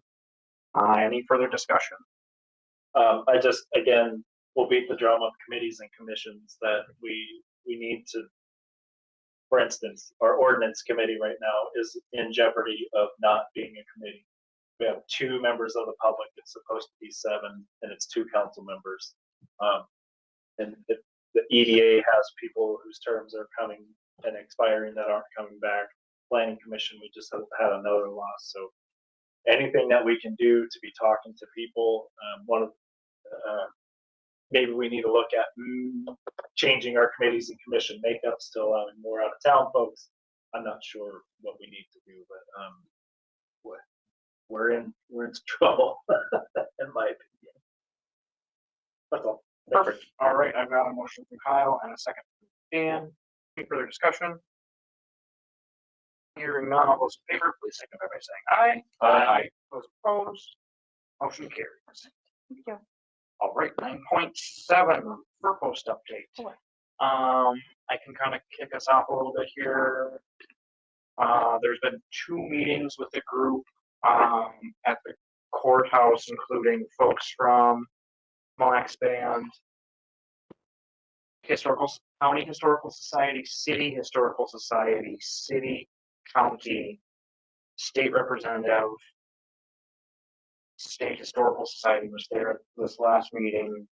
I'm missing any, and some concerns that's sprinkled in there. And this was not a city, the city was invited to these meetings because the state had closed down our purples. issues. Citizens were sad, and so this group just got together and said, is there any interest in reopening it? And, I think the consensus by all the parties is that there was definitely an interest. And so the next thing is to explore what that could look like. Yeah, I think it's the way that it was kind of explained. It has to be a unit of government that the Historical Society would have a partnership with. I think Marcy and I are going to have a meeting, the county administrator sometime in the future here to see, do some more games, I guess, for lack of a better term, see what makes sense. But I think we found out from other organizations where there's 17 different organizations that are all working together to, or something. I think it's best if there's one organization that takes it on, takes charge, and then if it's a financial contribution, if it's a staff contribution, whatever that contribution is to the greater good, that's what gets us there. We asked a lot of questions about finances and financials and what's it cost to keep it open, things like that, and they didn't really have a whole lot of great answers. But we did learn that they're paying the lion's share of the bill to keep the facility warm and plowed and all those things. It's just basically what people want to do with the insides of it that we would have to fund. And it's getting crazy. A new roof funded by the state next year, and they by statute have to keep the building heated and not available to the public, but heated as if it was available to the public. So access is still out there. You can go and wander. Self-guided, yeah. Was Mr. Shepherd that correct? Yes. Okay. It would be nice if that was one of the things that we're gonna entertain, that would be inside city limits, which would be the discussion of the annexation. Otherwise, I think that this might be a better county situation. Just because you're pulling from a lot larger resources. I certainly don't want to see it close, but being that it's so far outside of city limits, any kind of staff time or financial time that is at the taxpayer's cost, I struggle with that part. Unless they're open to annexing that whole big chunk, but yeah, because that was, I'll be frank and say that was my first thought was, well, can we just annex that parcel and city can take over operations? Pipe dream, obviously, right? Yeah, we found out that was a big bet. No, that was a big bet. The Historical Society must retain the property, and the DNR will have some other park lots around there. I just mean if our borders go past the fur post, even if they retain ownership, at least we expand the territory to have areas to go towards it. Sure. Still very exploratory at this point in time, so we'll report back after our meeting with county and see if we can. I know there was a lot of interest for the city's historical society to find a new home there, being they were displaced when we sold the 315 building. So programming changes, a lot of things to a lot of moving pieces all at once, but and we got answers like, were all the artifacts removed from, what's an artifact? Like, is it a this? And you're like, I don't know, an artifact. Like, are they still out there or are they gone? Well, we learned they're gone. Right. Yeah. And if you want back, Thanks for the update. I hope that's something that can come to fruition, because I just think of the culture. Think about your field trip in Ewens, from like all the kids that aren't get to go to the field trip to the Snake River Fur Fest. I'm 48 years old. I think I went when I was 8. That's still one of the highlights of my life. Yeah. Kids love that. All right, perfect. Last thing, Township Fire District Study updates. Yeah, we met on the 10th of Wednesday at 7:00 out at Pine Town Hall. We had a presentation by Charlie Smith, who was doing the study for the district people that are involved, all the different townships in the city of Pine City and City of Henrietta and City of Rock Creek. They're involved in that too. And he went through a preliminary recommendation, and he had 8 main topics, and he went through each one of those topics to kind of filled us in on what those topics would what he will be bringing back to the table for us to look at. He didn't give us a date when that would be. It sounded like it would be coming in the next couple months or so, wasn't that what? Well, you weren't out there either way. No, I was in the next couple months or so. Probably be getting this. I Did can. the board, can you refresh my memory, it's been crazy, did I forward that preliminary, okay, thank you. Well, I've got it here. I mean, I have it from that night, but you did forward it into the packet. You forwarded it in the packet, and that's exactly what I got here. And it's just basic titles, so for you to read anything without him being there explaining each one of those, he went into great depth on a lot of them, what it was going to encompass, and every part of it. Have we learned anything? Well, I think when this all said and done, there'll be a lot learned. I think we're going to find out how expensive it is to run a fire department, and actually the future of fire service and what we deal with. A lot of it is, the whole thing, the whole operation is changing to, we're fighting different types of fires. We're more involved in EMS. What more specialized. It's more specialized. We've got these electric cars. I mean, it's just a lot of different things that are happening in the world, different manufacturing techniques of materials and stuff. So there's going to be a lot of, training standards are changing, how much credence people put in ISO, insurance ratings. Some insurance companies don't care what the ISO rating is. And so there's a lot of different fundings. Tom talked about that so much, and then seemed like in the last year, they're like, we don't care. So Insurance, there was some really key points in that preliminary draft. It sounds like we need to increase our budget for the recommendation and charge the townships more. Well, in the end, I think that's what's going to happen. But I think it's good that we're involved in it, because if we get anything out of it that helps us for the amount of money this is costing us, but it's worth it. A couple points that would be nice to look at. There's the talk about increased training and EMS training services. If that's all on volunteer, I think Mr. Smith needs to have a conversation with the fire personnel on what their availability is for more training and going out on medicals, which is a significant amount of time for something that doesn't pay the bills. So when you look at that, I think you have to have that conversation, and then you have to outline an increased cost on what you could gain for increasing the cost for volunteers, and then have a comparison for full-time firefighters and what that cost is, which I'm guessing is going to be in the millions for all that staffing. And maybe that's the comparison between full-time and volunteer and what services you want to provide. But I don't know that he's going to be able to do the EMS stuff with the. Well, part of what he's going to be giving all of us is, for all the different cities and townships, is part of that is he's going to use he's using examples from, because there's other ones that have started districts, and okay, where are they now? What are they doing now?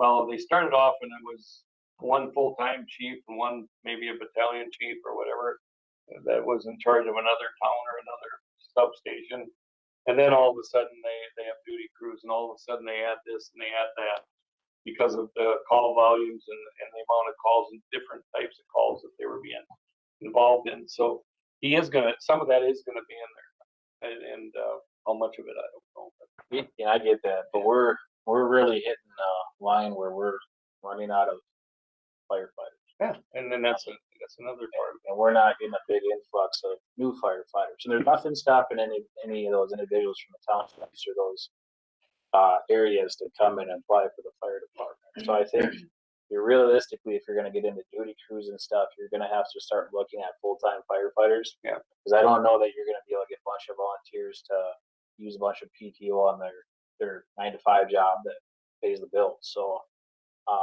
there's got to be some realistic expectations here, and I hope he outlines that for the townships to see what level of service do you want. Do you want full-time fire service and pay millions of dollars, or do you want to keep it volunteer and understand that you're going to have to pay significantly more?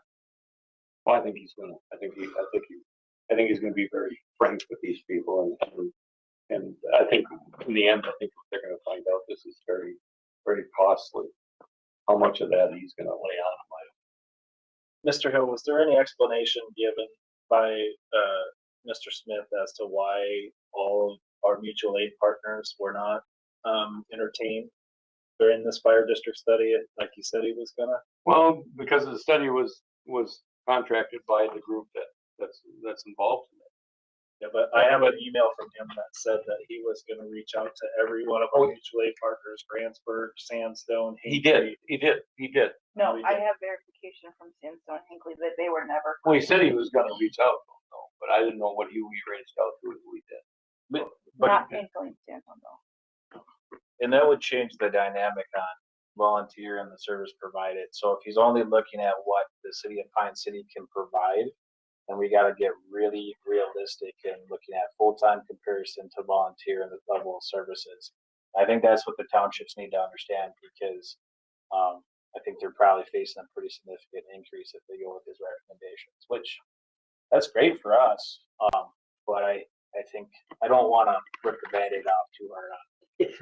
Well, I'm being real careful what I say because this is being taped, so. I mean, I got my own personal feelings how this is gonna come out, but I think it's gonna, and part of it would be, I think they're gonna find out they're getting a pretty good deal now, but whether it's a better deal than what they'll get with this other, I don't know. I guess we're all gonna have to wait and see what the final is, and I think when he presents that, I don't see why we couldn't, anybody that wanted to be there couldn't be there. I think that would be important. So, we'll just have to wait and see. We have our next meeting is the 14th of January, and that's just gonna be another update. Oh, for the chip one? Yeah. What did you say that was? 14th for the fire service study grant. January 14th. 14th at Pine Town at 7 o'clock. Okay, thank you. Perfect, thanks, Dave. HRA, we had no meeting, there was lack of quorum, so that meeting was canceled. Will we get more next HRA meeting as well for council? I sure can. Thank you. Seeing there's no mayor's concerns or council concerns, would somebody like to make a motion to adjourn? I'll do it. Motion by Dan, do I hear a second? Second by Gina, any further discussion? Kind of in a hurry, Hearing none, all those in favor, please signify by saying aye. Aye. All those opposed, motion carries. Thank you. Thank you, Have a everyone. good evening.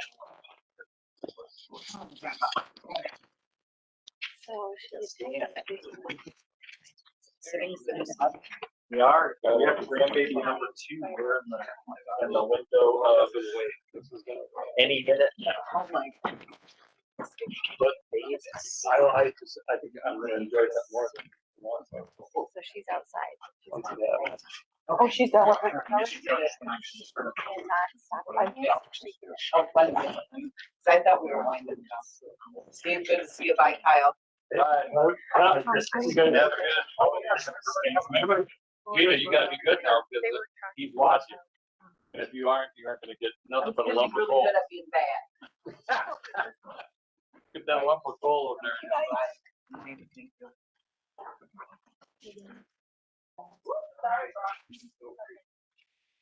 I think. Lots of lump of coal in there because you wanted to, we're asked to be looking for.